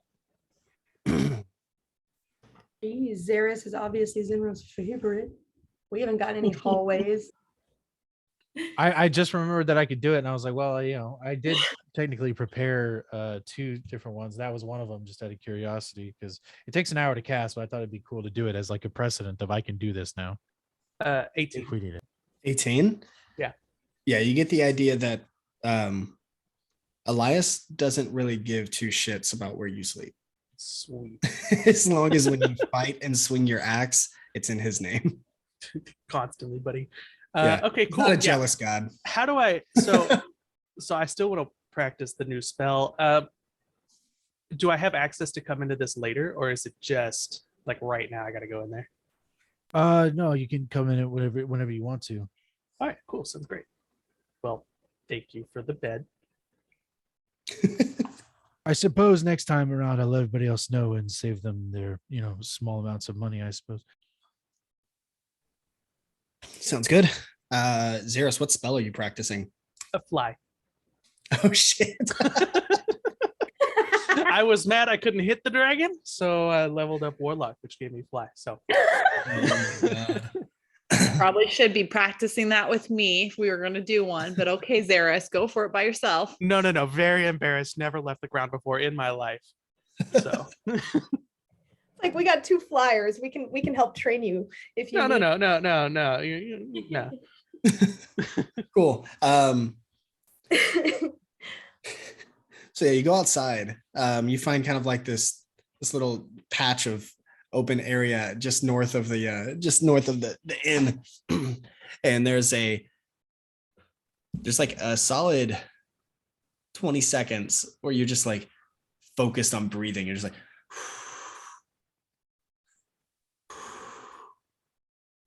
and then you try to cast it. I want you to make an acrobatics check to see if you can keep yourself upright. Oh my Oh, god. that's not terrible. Oh, that's terrible. 4. So you go to fly, and the first thing you do is you fly completely upside down, and your head is like backwards. You're facing the ground, your feet are up, but you are technically flying. Your coordination is a little bit out of whack. Oh, I love it.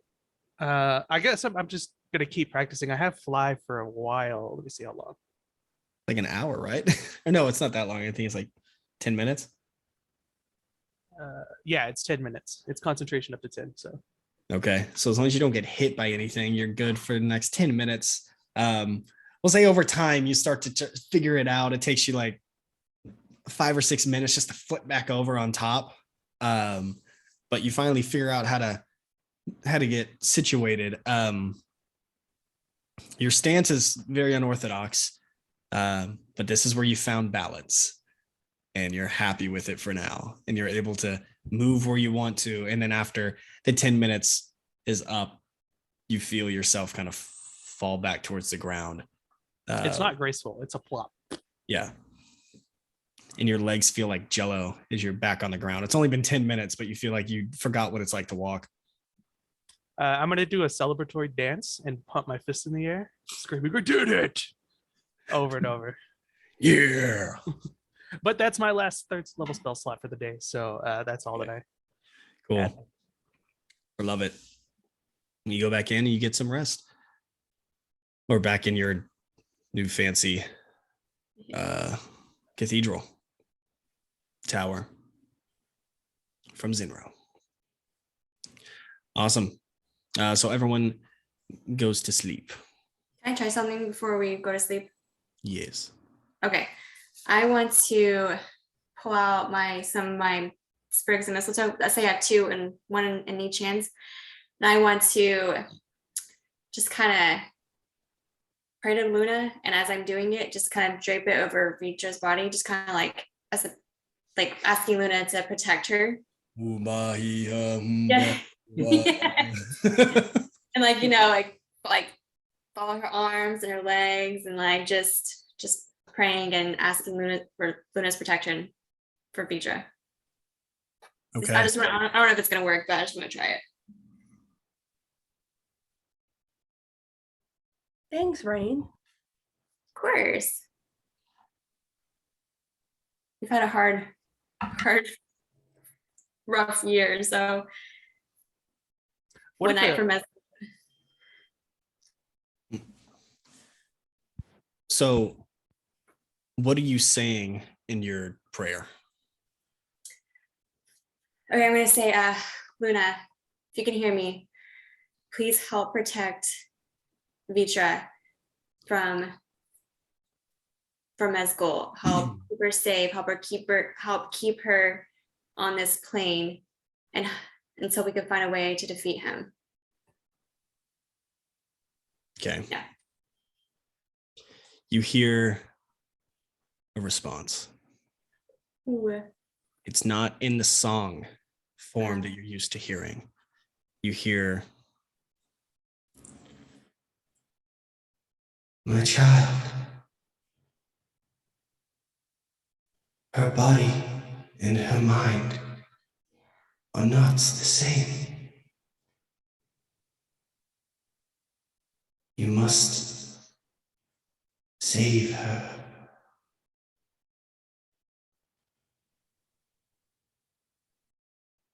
Can I respond back to her? Or is it just like in my head? Whoa. It's in your head. Okay. You can keep praying. Okay, and I'm gonna pray and say, how do we save her?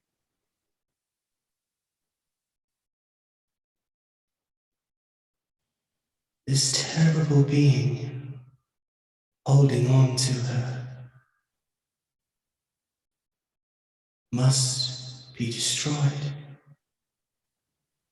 His sickness is spreading. The eruption is near.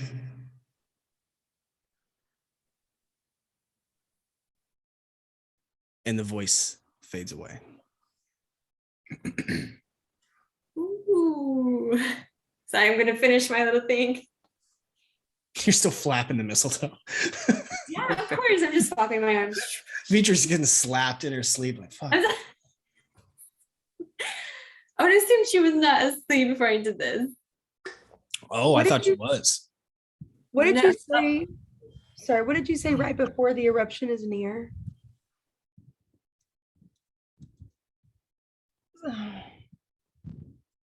Okay. I really don't. I have to go back and listen. No, that's okay. I'll go back and Oh, listen. it was his evil is spreading, eruption. Yeah. is- People is spreading. Okay, thank you. Spreading. Eruption is near. I wasn't expecting that to work. I rolled a D100 and the divine intervention worked. So I was I had to come up with that on the spot. Lucky on those divine interventions recently. I know. Well, it was Luna rolling. So it's a lot higher probability if she wants to communicate. True. You know, as a god. So yeah. Okay. Okay. So hold on, let me clarify. Were you doing that as Vitra was asleep or before she went to sleep? Before she went to sleep. I was doing it like before I all lay down and fell asleep. Got it. Just Okay. staring at her like, Well then, yeah, Vitra, as you're sitting there getting Tapped by it with mistletoe.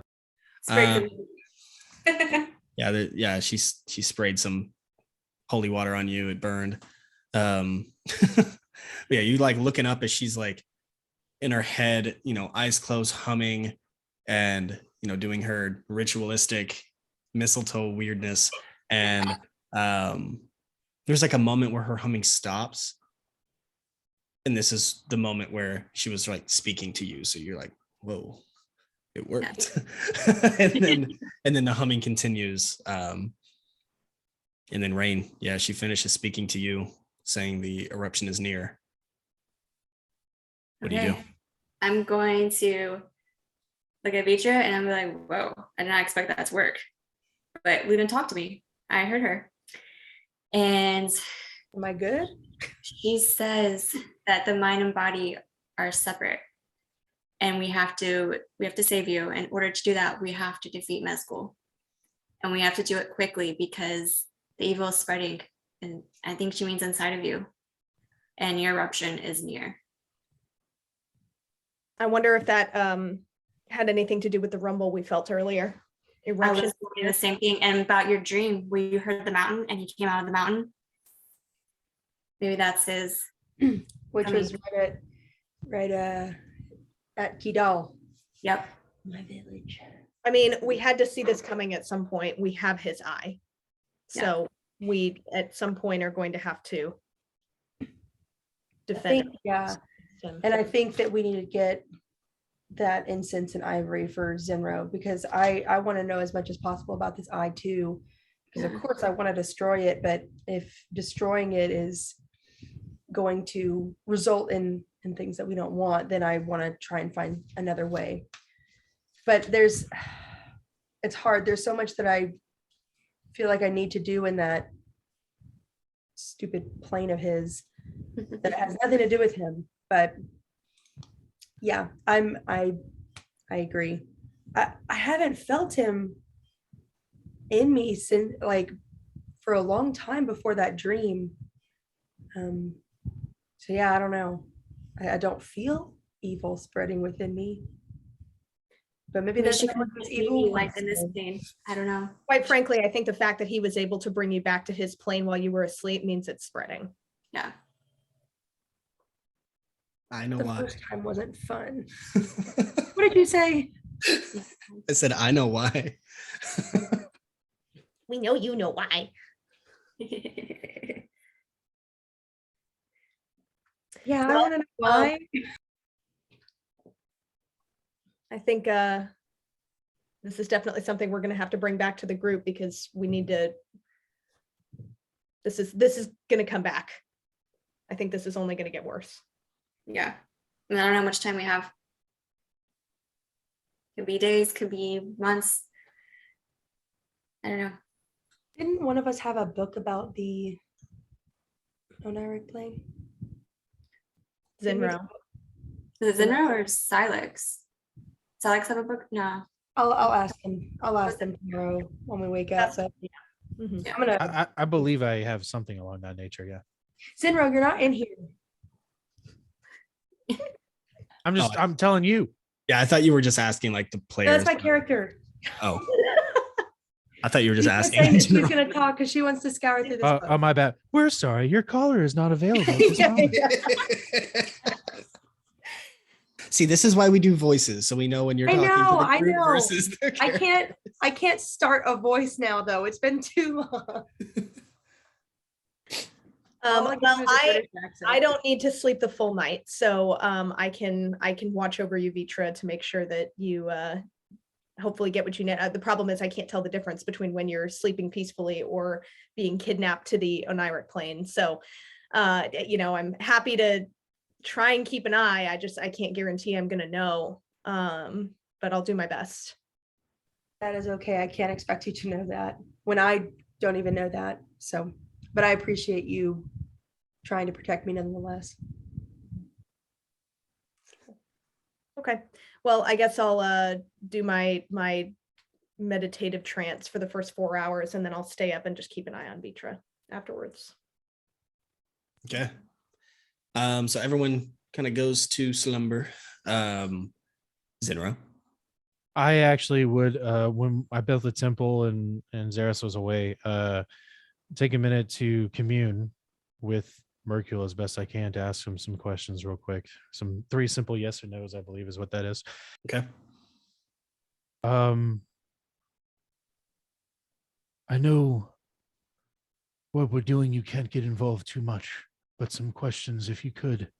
And I'm like looking into the fire in front of me, and I'm thinking, can your brother's eye in this world be destroyed in its form that it is now? There's like a silence, and then you hear, yes. If this plan comes to fruition in its current form, is Mezgul completely aligned with Amalthea? Yes.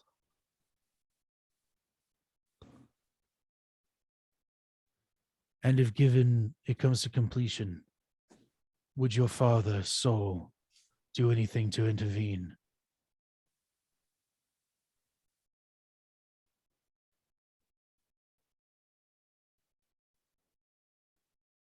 No.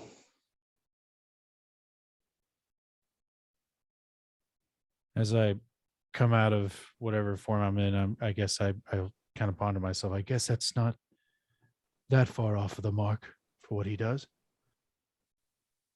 And I spend the rest of the evening there. And as far as the temple goes, in case Xeris is curious what it looks like, it's the long hallway, and then there's opening in the middle with the brazier in it. All the doors have names on them, but unlike in the actual version of it, you can't like see through them or see people. They're just doors that are closed with names on them. Since they're my memories and not yours, you can't know who they are. So. Is there a door with my name on it? did you give me a door? Yeah, I mean, you could just randomly stand in front of one and there'll be one labeled your name. It's kind of like one of those endless hallway kind of gimmicks, but I only have 120 feet cubed to work with. So. I'm gonna when I find one with my name on it, I'll sappily cry a little bit, like, oh, so sweet. Yours is new. It's a fresh paint. Thank you. And the beds are good beds. You don't have to sleep on the ground. The moss was a good bed. This is a great bed.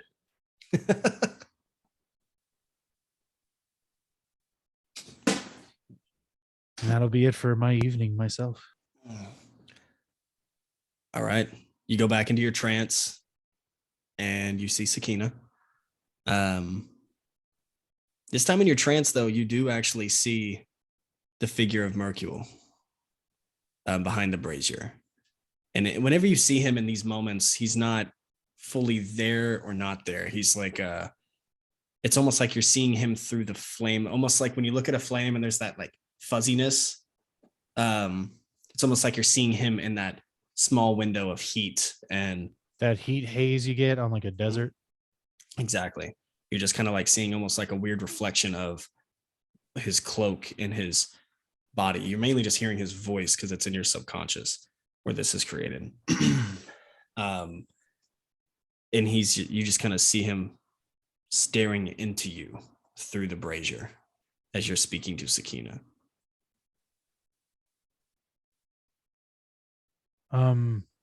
I will tell her about the day's events, and I know she's heard it many times, but I'll say it one more time. I'm sorry that she was so close to meeting you in this world. I feel like every time it happens, I fail, but she is also so strong in her own right.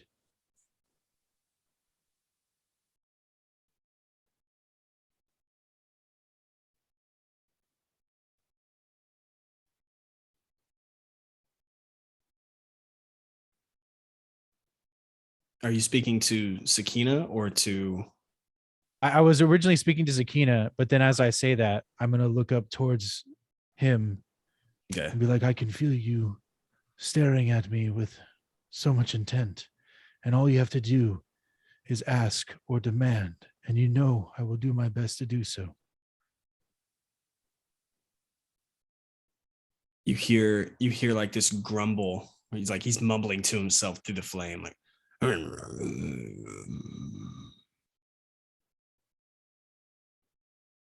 Soul will intervene if you're worthy.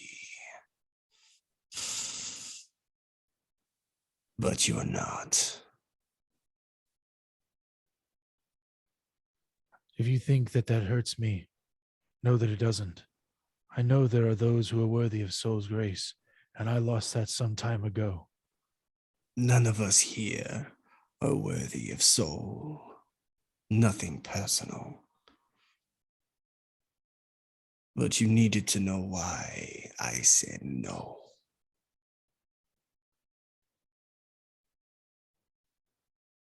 Soul may be the only answer to defeating Orion.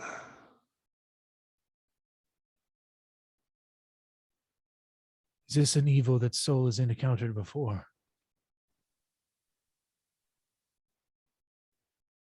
It's an evil that was spawned at the same time as Soul himself is only equal.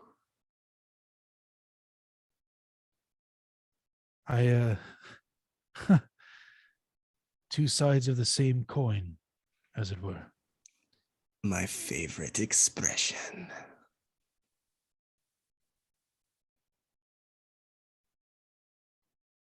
Well, I guess my question to you now is, how can I become, maybe not me, but how do we put ourselves in a position of being worthy? How can we help him in his time of need when we need him the most. No, not you, Zinro, Kranor. Not you. You have friends that are worthy, but you are mine.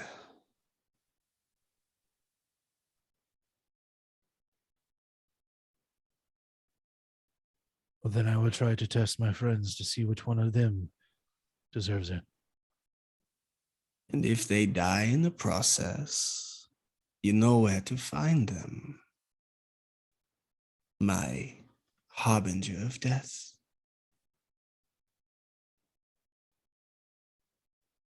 If you will it so, then it will be. And you see his visage just dissipate into smoke beyond the flame. Sakina comes to you, just kind of like as you're staring at the flame, she kind of puts her hands on your shoulders from behind and just whispers in your ear. To me, you are always worthy. I grab her hand on my shoulder and I lean over to it and give it a kiss and I go, thank you, my love. I will never feel that way. But I know that what you said is true in your heart.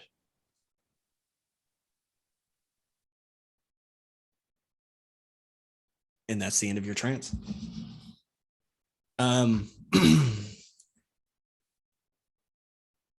the most part, the rest of you all get restful sleep. Vitra.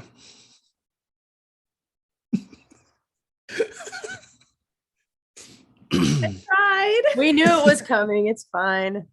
Vitra. Yeah. You have almost an identical dream as last time. However, this time while you're training in Kidal, and there's Wyam and Nomi and all of these people you remember from your youth, they get still. But this time you do not see Mezgul. There's no mountains being ripped. But through the corner of your eye, you still see that flaming disc. You dodge out of the way like last time, and it crashes into the temple. Flames erupt, and lava starts to pour throughout the stairs down at you, and you run down the mountain. And as you're doing so, the sky goes from blue to nighttime, and you see the stars, and you see the smoke coming off of the lava, the magma, as it travels its way down, destroying everything in its wake. And you look up and you see the stars, you see the moon, you see the light of Luna shining down on you. And it stops the lava from moving. And you look back in this dream state and you just watch as the lava, like if the moonlight is crested against the mountainside, and you see the lava just sitting into it and start to pile up and get bigger and bigger as this beam of radiant light is holding it back. And you see the lava start to cool, encrust, and crumble into just regular stone. And you wake up the next morning. Wow. Okay, Kree's gonna wake up at the break of dawn and go for a dawn or a morning flight. Well, I want to puts on her little Walkman.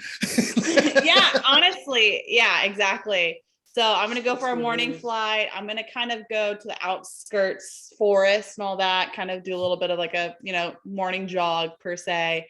And so by the time everyone's getting seated and ready for breakfast, I'm gonna be there to join them.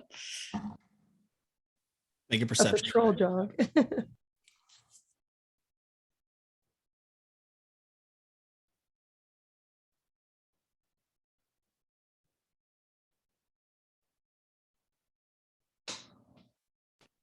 13. Cool. So you get up and you start flying. You're kind of soaring through like the salty, like just off the beach air is just kind of nice. It's a little more dense than you're used to. So you're able to like really get grip as you flap your wings through the sky. You're kind of peering out over the ocean as the sun starts to rise, just kind of taking in the beauty. And you realize that it's starting to get a little bit later in the morning than you hoped. And you turn back and start heading back towards your group to meet them as they all wake. Sounds good. All right. Everyone wakes up, including Vitra. Zinro and Zaris inside your cathedral. As you guys wake up, how do you end the spell? Is it just you walk outside and it's over? Well, so what it is imagine like all of a sudden there's a structure built there. It's not like a magical doorway or anything where nobody can enter. It's like people can see it. Okay. So it would have been like slightly off the normal roadway path where there's an open space, but it lasts for 24 hours. So I can just have it sit there as like a temple, and this would be a good way to help spread some of the word, because people would be like, what is this building? Go inside and they would see like a skull and maybe a statue of a hooded figure with an onyx staff and just a simple one word kind of thing on it. What's it called again? The spell? It's called Temple of the Gods. So actually there's a little bit, Trey asked if I could protect her in some sort of way, but there actually is a little bit of protection, bit of it. Let's see here. I can actually choose a particular type of creature and they can't enter into it. Now, I don't know how that's going to work with her spells or anything, but I could choose, for instance, like fiends, or I forget what Mezgul is specifically. But I can choose amongst those. They can't enter in and people can't see us. So as long as we're inside of it, nobody can scry on our location. You know, so if we ever needed a place to sleep and think like maybe Amalthea didn't look at us recently, that kind of a thing. It is a big spell slot, so it does a few other things. Okay, cool. Got it. All right. But I'll leave it up there for the day, and I guess over the course of it, I'll be like, I'll just say out loud, there's a thing that I made. I've never done it before, but if you go in there and blah blah blah blah blah, you guys get all the descriptions and stuff, and so now you guys know that I have this ability if we need a place to stay. But it takes a 7th level spell slot. Yeah, it's a big one. Yeah, so that as long as you keep that spell slot, we can do this. Or well, do you have multiple 7s? No, I only got the one. But since we were going to bed, I went ahead and used it just to see what it was like. So I mean, I'll prepare 1 or 2 other 7th level spell slots, but I only have 1 to cast. So it also, I'm looking at the spell. The ethereal plane blocking might be pretty cool. Ethereal level. That was a neat part of it too. I remember reading that. Yeah, and if you cast it in the same spot every day for a year, it's permanent. Well, I don't have that luxury at the moment. Everyone stay right here. We're getting comfortable. Well, if we're doing downtime, it depends on how long the downtime is. Well, if he ever says we have a year of downtime, then sure, yeah, I'll just go blah blah blah every single day. But... Then we wouldn't have to pay for a building. We could just take that downtime. Well, no, it's only 120 feet cubed, so it's like an altar area with the hallways as it is. It's not a livable like multi-bedroom. There wouldn't be much privacy, I would say. There'd be beds in a hallway, but you wouldn't be able to do much else. But if you made it permanent, we could build onto it. Oh yeah, duh. Yeah, that's what I'm. Yeah, so as long as we had bedrooms that kept us safe and kept people safe during this time. That's what you were totally saying, Silex. And I heard the first time. I don't even know. So then I'd say let's just take that downtime and have you build a permanent fucking temple in the fucking forest. Well, I'll say this: if we get to the point where the DM says we have a year, then I will do that. But right now, I mean, there is some other pressing matters. A little bit. You guys do not have a year. I didn't think so. But it is a new day. What is the plans? What do y'all plan on doing today? I want to go talk to Zinro, and You're muted. I want to go talk to Zinro. Oh, okay. Yeah, it's easy enough. You just have to find him in this brand new fancy temple that he just built. I was gonna go talk to Java about getting stuff built. I'm going to the library. Okay. Zaris wants to go map out the cavern, so I think we might be doing that today. Yeah, you get your cartography kit and nice big old this big old easel that you carry around, and yeah. Sage and Bingen, what do y'all plan on doing? I would imagine that when Vitra went to go ask questions, I probably would go with after all the information that Luna gave us too. I'd be interested to know what the plan is for that. Well, I do want to ask Vitra. I say that she has woken up, and I'm going to be like, "Oh, Vitra, you woke up." I'm like, "How was your night?"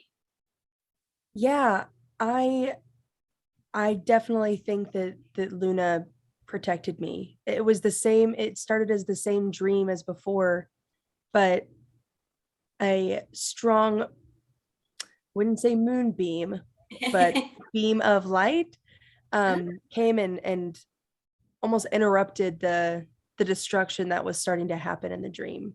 And yeah. So it worked.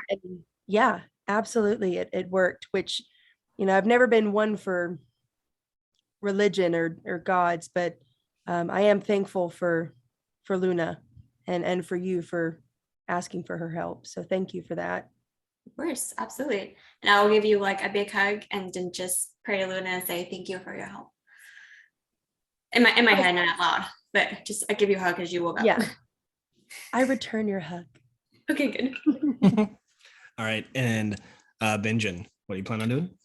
I'm curious about the caves and that noise we heard, or the rumble that we heard the other day. So I'm gonna tag along and map out the caves and see if I can find anything. Okay. So you, Rain, and Xeris are all going to the caves. Cool. So you guys head out early. You get your easel and your couple different, ink blotches and quills, and you start to head that way. Kree and Silex, y'all are heading towards the library and to talk to Java. And then the blacksmith. Yeah. Okay. Kree, make your way to the library. It's not nearly as expansive as the one in Fendelwin, but it is a small shop that does have a few different aisles worth of books. Most of them seem to be used or repurposed, cleaned up, and resold. Are you looking for anything specific? Yeah, so I'm looking for a more overall history of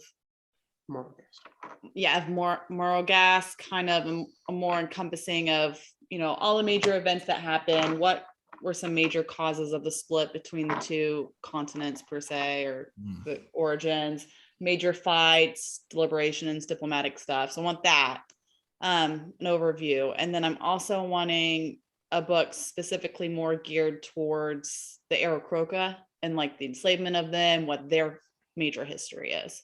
Okay. Roll an investigation check. I hate that one. Oh, sorry. You still have to roll it.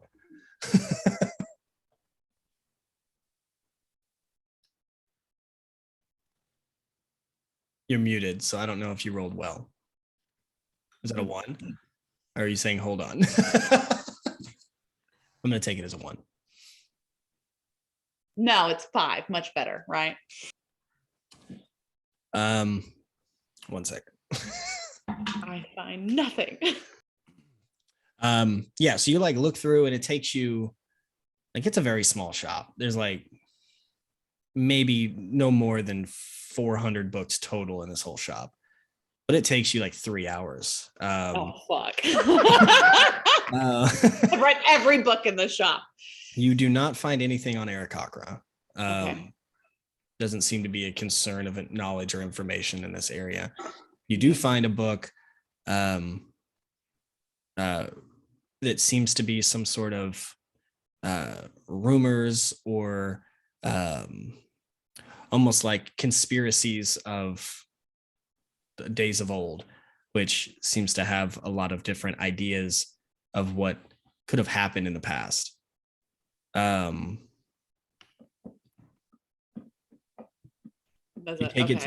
take it to the little librarian shopkeep, and she says, "Oh, that's nice. Trying to learn about the history of the world." Yeah. Do you have anything else that you recommend along these lines, or is this about it? Unfortunately, everyone usually looks to religion for those answers, and we don't carry a lot of religious texts in books here, but that might do you good if you're curious and you like a good laugh and a good story. Some of the things they say are a little ridiculous, but it's still fun to hear either way. Well, that sounds promising. Uh, How much for the book? 3 coppers. Okay, I give her the 3 coppers. And then I guess is there any other bookshops outside of town or the closest village you would recommend for any other bigger libraries? If you are looking for a bigger extensive. set of knowledge, maybe take a trip down to Venovia, the capital. They may have some books there. Mhm. All right. Well, thank you for your time. I appreciate it. And then I'm gonna head on out, and then I guess I'm gonna go back to what's that little potion shop again? Oh, the What's one his- with the old guy, or the guy who who saw y'all break in and to the place where the girl died. Yeah, didn't he have like little trolley thingies in a jar or something Oh, like that's that? right. Or He did. Hold Huh? on. He did. Okay. Let me pull it up. Jeffy's magic shop. Jeffy's. I want to go to Jeffy's. No, it didn't save. Oh, that sucks. I had this like shop full of different items that I built for it, but this website didn't save it. Oh, that sucks. Anyways, yeah, he'll have a lot of things. Let me see. Gotta put this back together.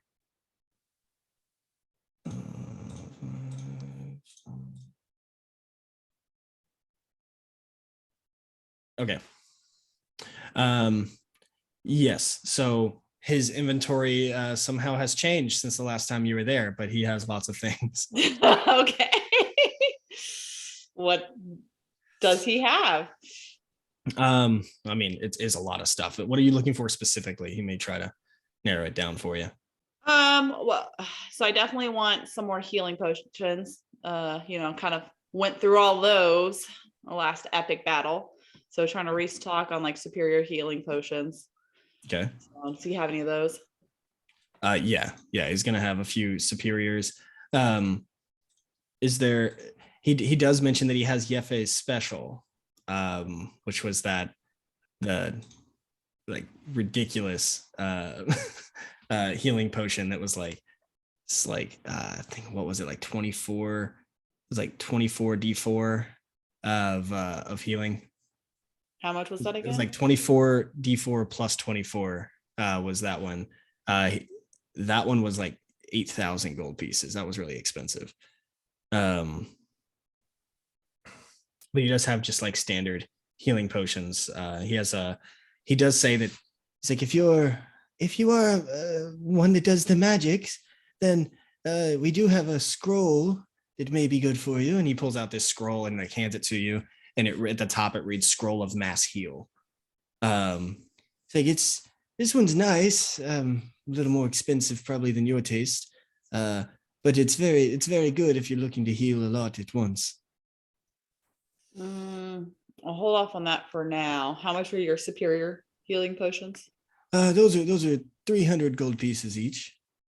How many does he have? Let's see. He has 4. Okay, well, I only have 1,000 on me right now, so because that's all I'm allowed to carry, Shade. So I guess I'll take. That's really expensive though. I'll tell him I will pay, if he's willing to bargain, 150 gold pieces Each? each. Yeah. That's quite the discount. Well, can I be persuasive? You can try. Yeah. Try to persuade him or intimidate, whatever you're trying to do. Rather intimidate if I can. Oh, good lord.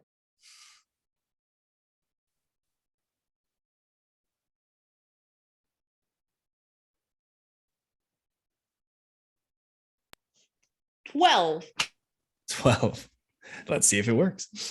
Actually, let me turn on the cam so you guys can see this one. Since I'm rolling side by side here. All right. Ready? Oh, is it not showing it? I can't see anything. That's weird. It's like frozen. Oh, no, that's not good. I might go away for a second. 1 second. My camera software just like froze. Goodbye. Gonna be this meeting has ended for all of you.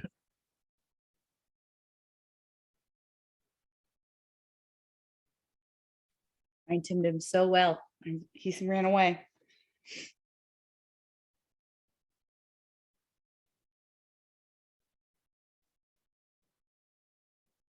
We can't hear you now. Yeah, we can't hear you now. Yeah, your microphone went out too for some reason. Okay, we're good. That happens when I do a reset. That Okay. looks like less than 12. Looks like a 7 or something. That is a 2. Yeah! That is I'm intimidating. he says, well, typically we give discounts to the army, but they haven't been coming around much. So I guess, you know what? Sure. We'll do, how about, Protector of the realm. how about all 4 for 600? Deal. Shake on it. It's the 150. So he hands them over. And I did find it. So the Jefe, which is it's like above a supreme healing. It is 25d4 plus 40 is what that was. Oh, fuck. Um, Nice. We can see how much we're gonna spend on And the that base. was Come back to 8,000. me. And that's 8,000. Okay. Mhm. Might come back for that. Don't have that on me right now. Well, But for I do you, pay. well, Go for you, ahead. it would only be 4,500. Okay. I still don't have that on me right now because, small pockets. Okay, 4,000. We'll be back. Hold it. Jeffy will do this for you. Thank you. That being said, last time I was here, there was some other little trinkets that you had. If I also come back at a later time, I remember you having little, like, very poor memory, nymphs or something, different colors in a jar. Do you remember those? I do. Can you get more? I can. Okay. When I come back, will you be able to have those available for you? Of Or course. for me? Okay. Of course. Cool. We'll discuss that at a later time if you don't mind getting that in your inventory. Something that can be arranged. Perfect. And so I give them the money. I take the superior healing, and then I'm going to try to go meet Silex at the Java hut. The Java That's hut. me. Okay. Yep. That's it. Cool. All right. Cool. So, Silex, you make your way down to the Java's place, and Java's hut, as we're gonna call it now forever. And you kind of go up and you see this kind of quaint home. Doesn't really look like anything special, but as you open up the door to walk inside, it opens up to this magical like mansion. It's huge. Oh, sorry. Yeah, it's this like beautiful like marble stone gold inlay, like beautiful mansion on the inside. Hello. It echoes. It's so large. Hello. A few moments you hear, who's this? My name is Silex. I'm here looking for Java the contractor. And right in front of you, I am Java. And you see this tiefling man with this almost crimson red skin, a very neat beard kind of coming to a point, with these eyebrows that seem to be perfectly tailored as well, like very well groomed, like facial hair. His horns are kind of pulled back, and instead of them coming up, they kind of curl down almost like a ram, behind his ears. He's super well dressed in like a tuxedo with like a red tie to match his skin tone. And he just kind of like walks up and kind of plucks his collar for a second. I am Java. Nice to meet you. I'm sorry. And he kind of bows to you as he shakes your hand. If you're not busy at the moment, I would like to discuss a possible building opportunity for my group. I haven't got to build in so long. What is it that I can help you with? Sire. My group and I are looking to create a place of refuge near the mountain, a little bit out of the outskirts of Reckon. Like a fortress? Maybe not something so big. I would ask that you come meet with my group and we can discuss on the size. I'm just here to pull the contractor in, if you were. But would need to build a place of refuge near the mountain that can fit 8 people? 8, 9 Probably people? more to be safe. With facilities of a forge and a prayer room and other things to accommodate my group. Fully custom, you say? That sounds expensive, but that is the intent, yes. Well, and the price is high. That means where I come from, the more you spend, the better quality you get. Are you expecting good quality or are you expecting cheap? No, expecting good quality. I understand that this will cost quite a bit. Medium. And so that is why I come to you. Well, the best of quality is what you will get from Java. When can I meet with this group? I'd love to start sketching and working and quoting. Majority of us are at the inn over there. I don't know what the inn is called. If you want to meet us over there within, I would say, an hour, most of us should be there. I have to stop by the blacksmith on the way So back. around mid-evening. Mid-evening, I guess. But we should be there by the end of the day if you would come and have a drink with us. I'll stop by. And out of curiosity, and you don't need to lie to me. This isn't a negotiation here now, but just so I know, what sort of budget are we talking about? 10,000 gold pieces, 5 million gold pieces. Somewhere in between? Somewhere in between. We're probably looking at about 150,000 of a budget. Get you a very nice home. We would like it to be designed to our members' specifications, as well as I can tell you are a fan of magical means, as am I, and we would like it to be protected should we not be there as well. So. You want me to use my abjuration skills? If that would help us secure our one refuge. This makes me world, happy. then yes. This guy's friends with the genie. It's actually Ramush in disguise right now. There's more than one eccentric person in this world. Which genie, darling? Because I probably know them all. But that is our budget at the moment, but we need it somewhat customized to our needs. So if you would come, bring a full, I don't know however you record it, but the members would like to meet you and discuss over a drink. Well, I'll tell you now, most homes I build are around 5,000 gold pieces. Some of the nicer ones close to 30 or 40,000 gold pieces, on loan, of course. You have 150. Darling, you can have whatever you want. That's very pleasing to hear. Pleasing to the ear. I would appreciate if you'd meet us around dinner at the inn. Oh, there will be pleasure and abundance at the meeting tonight, I promise you. Sounds good. Thank you for your time, Java. And he lets you out. As you close the door and turn back around and just like a second look, it's still a grovelly little hut.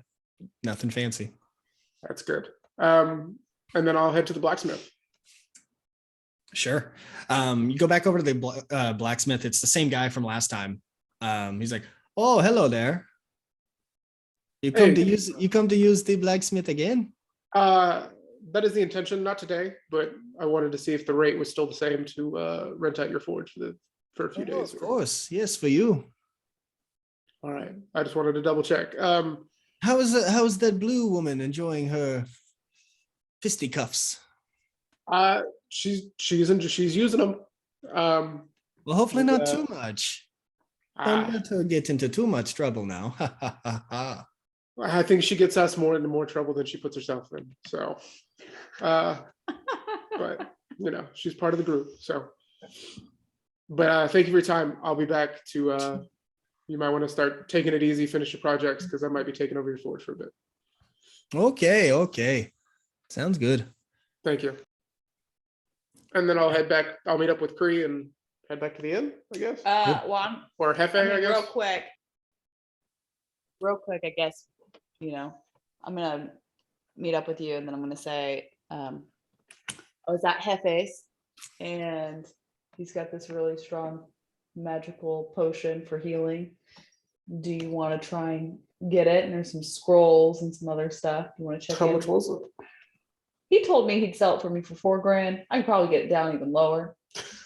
Want to look into the building and the cost and all that, and then maybe check back. Yeah, let's more see what the potions. let's meet with Java tonight with the group, and then we can discuss it with the group. Okay.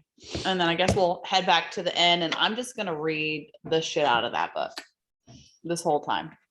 Okay. And so that's it for now. Anything for you? That's it. Okay. Cool. Yeah, so Vitra, Zinro, and Sage, you guys all kind of met up and kind of conversed and had a talk. What do y'all say? Zinro, didn't you have a book about the Oniric plane? Am I mistaken in that? Honestly, it was such a long time ago, but yes, I believe I have something that gives a little bit into the idea of the dream world that Mezgul is part of. Do you mind if I borrow that? I, as you know, well, obviously we need to get in touch maybe with Mezgul in the near future, hopefully to defeat him. But with finding my father in that plane, I'm trying to get a little bit more information on maybe how to get to it more at will, as opposed to by chance or by Mezgul's hands. So do you mind if I borrow that book? Yes, but part of my recent wisdom, I can actually, with the 7th level spell slot, I can actually teleport you to a different plane of existence, as well as all of us. What? I have plane shift. Since when? But once I get to level 13, I have access to 7th level spells. So I'm love being the level higher than you guys, or whatever, the 2 levels higher than.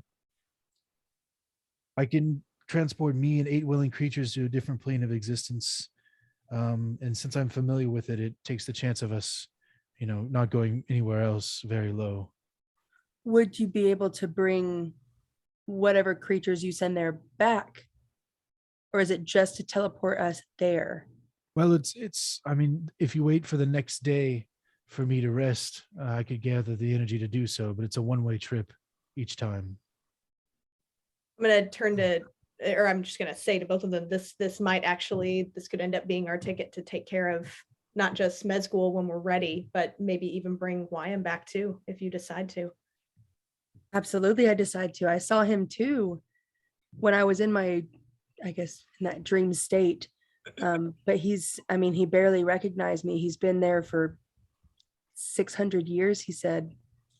I don't know why he has stayed there so long. I don't know if he is able to even come back.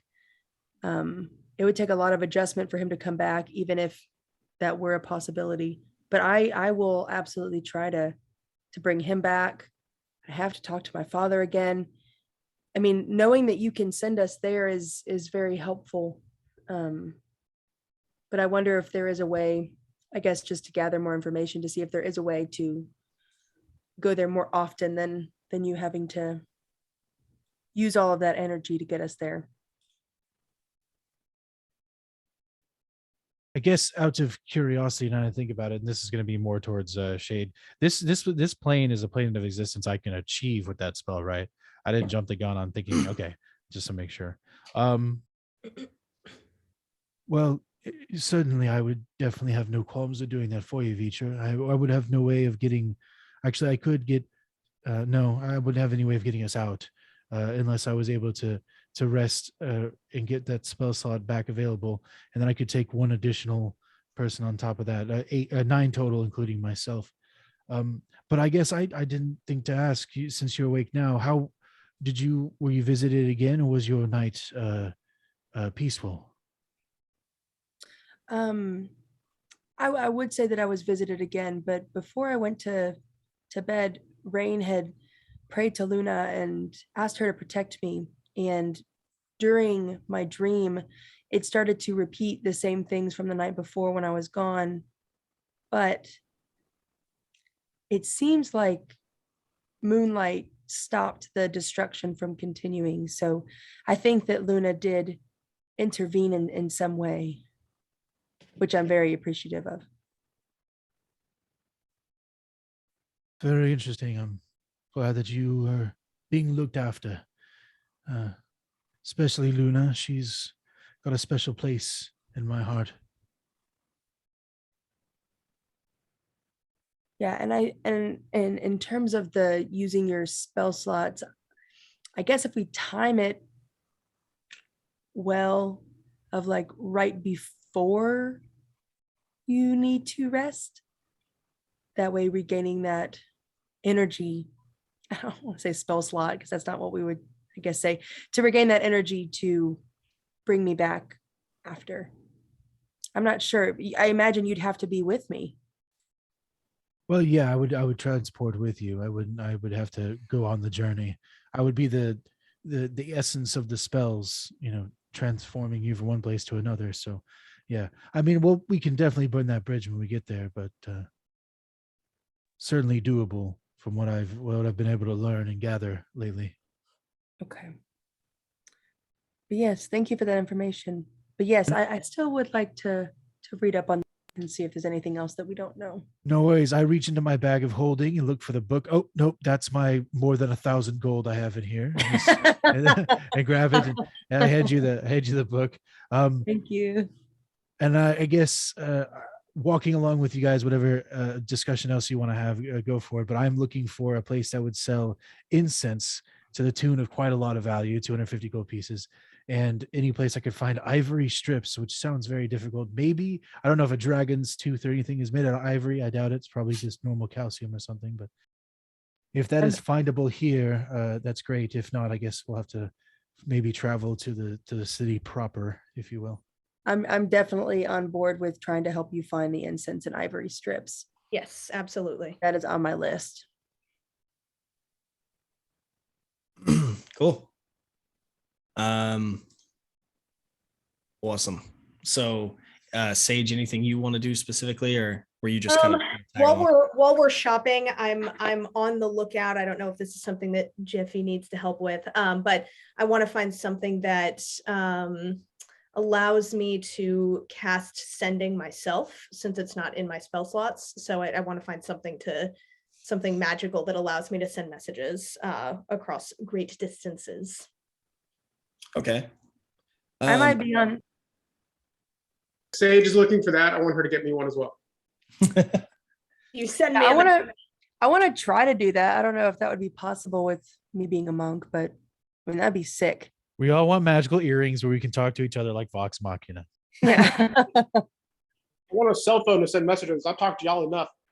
Well, Amalthea stole the conch phone, so we need something else for that. I want to be able to get in touch with Fenry. I mean, yeah, so I think something that allows me to cast sending. I need to tell my mama that Rumash actually loves her. So anyway, that's what Sage is on the lookout for. That's what she's going to be asking for. Cool. So yeah, you go to Jeffy's and you talk to him and ask him, and he's like, "Well, there's nothing I have here, but maybe it's something I can construct for you." That would be great. I know how to enchant some things, but it won't be cheap. How much are we talking? Depends on what you want. Are you wanting it to be a device you hold, something you wear like a bracelet or a ring, necklace? Or is it something built in that I can surgically no, let's not do that. Not that, maybe not that. That sounds more expensive anyway. Something that I could wear or carry with me easily would be ideal. That I can just have on me close hand. So I can leave the mechanics of that up to you. If you decide jewelry, wonderful, but I'm happy to carry something small as well if that's an option. I got it. I'll make a necklace. Simple, wears around your neck, in contact with you at all times. How many do we need? At least, well, Vitra, you're saying you want one as well? We need 3. Possible. Let's say something like this will take me probably about a week or so to complete, but I could do so for maybe 5,000 gold pieces each. Can you make it 12? For all 3, not each. I was like, I don't think that's the right Obviously. direction. For Yeah, all 12 instead of for all 15. 3. Yeah, instead of 15, 12. Make a persuasion check. I'm good at persuasion, guys. Roll high, roll high.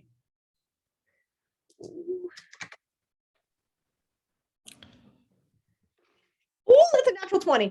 Woo! I want to can I show? Yeah, that's mine's a natural 8, so I think I lose this one. Jeffy is not good at this. Sure. It's times of war. Things are thin, you know. Hey, he says, sure, I'll do it for 10. Great. 10. And I'll try to get it done in 5 days. Wonderful. Thank you so much, Jeffy. So grateful. Thank you so much. You pay half now and half when you pick them up. Okay. I'll Great. hand over the We'll just pay it all in full right now, and I'm gonna take Oh. the 10,000 out of mine and just get it over with. perfect. 8. I will make this a priority and try to get it done as soon as possible. Thank you so much. Come to Jeffy when you are ready to pick them up. 5 days. 5 days. We got it. Thank you, Perfect. Zenro, for fronting that. Yeah. We'll make sure to pay you back. I mean, I was very poor for a long time before. It's kind of fun to be able to put $10,000 down on something and not even really care. You don't care. Well, I mean, for I'm you, just yes, joking. I do. I'm But just you know, joking. I'll just have to recount it later. Sounds good. Well, yeah, you're able to finish up there at Jeffy's. The 3 of you at the caves, Benjin, Rain, Zaris. You guys start taking care of business. Rain starts kind of drawing and casting, a proper map with proper dimensions of this cave. Is there anything you guys are looking for specifically while you're in here, or really just kind of hanging out while she finishes? It's going to take her probably about an hour or so to complete. I'm trying to go as deep into the cave as I can. Okay, so you'll experience what Zenro did.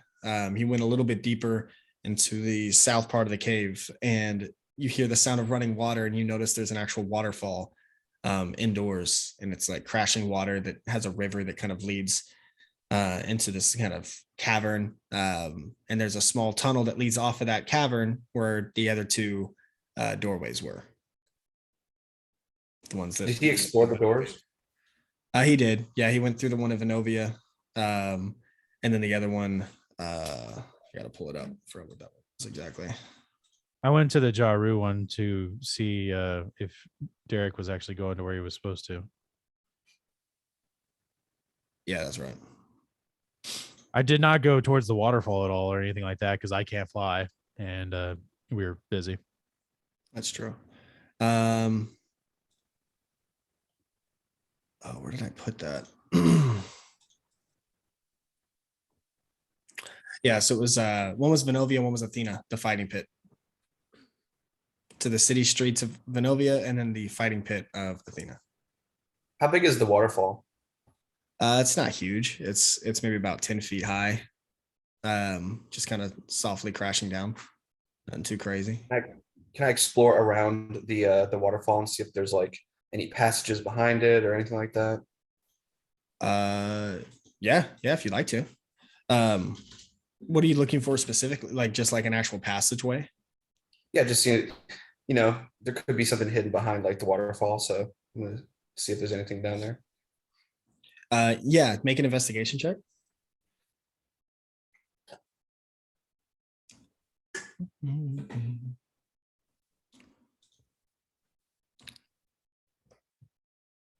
Natural 20. 20. Well, you were very confident that you don't find anything. There's nothing behind the waterfall. It's she seems like a natural piece of the cavern here that Alcarante kind of built around because she liked the sound of the water. But it's nothing special about it, unfortunately. Okay. Sorry to waste the natural 20. Or incredibly fortunately. Yeah. What about you, Zaris? Are you doing anything?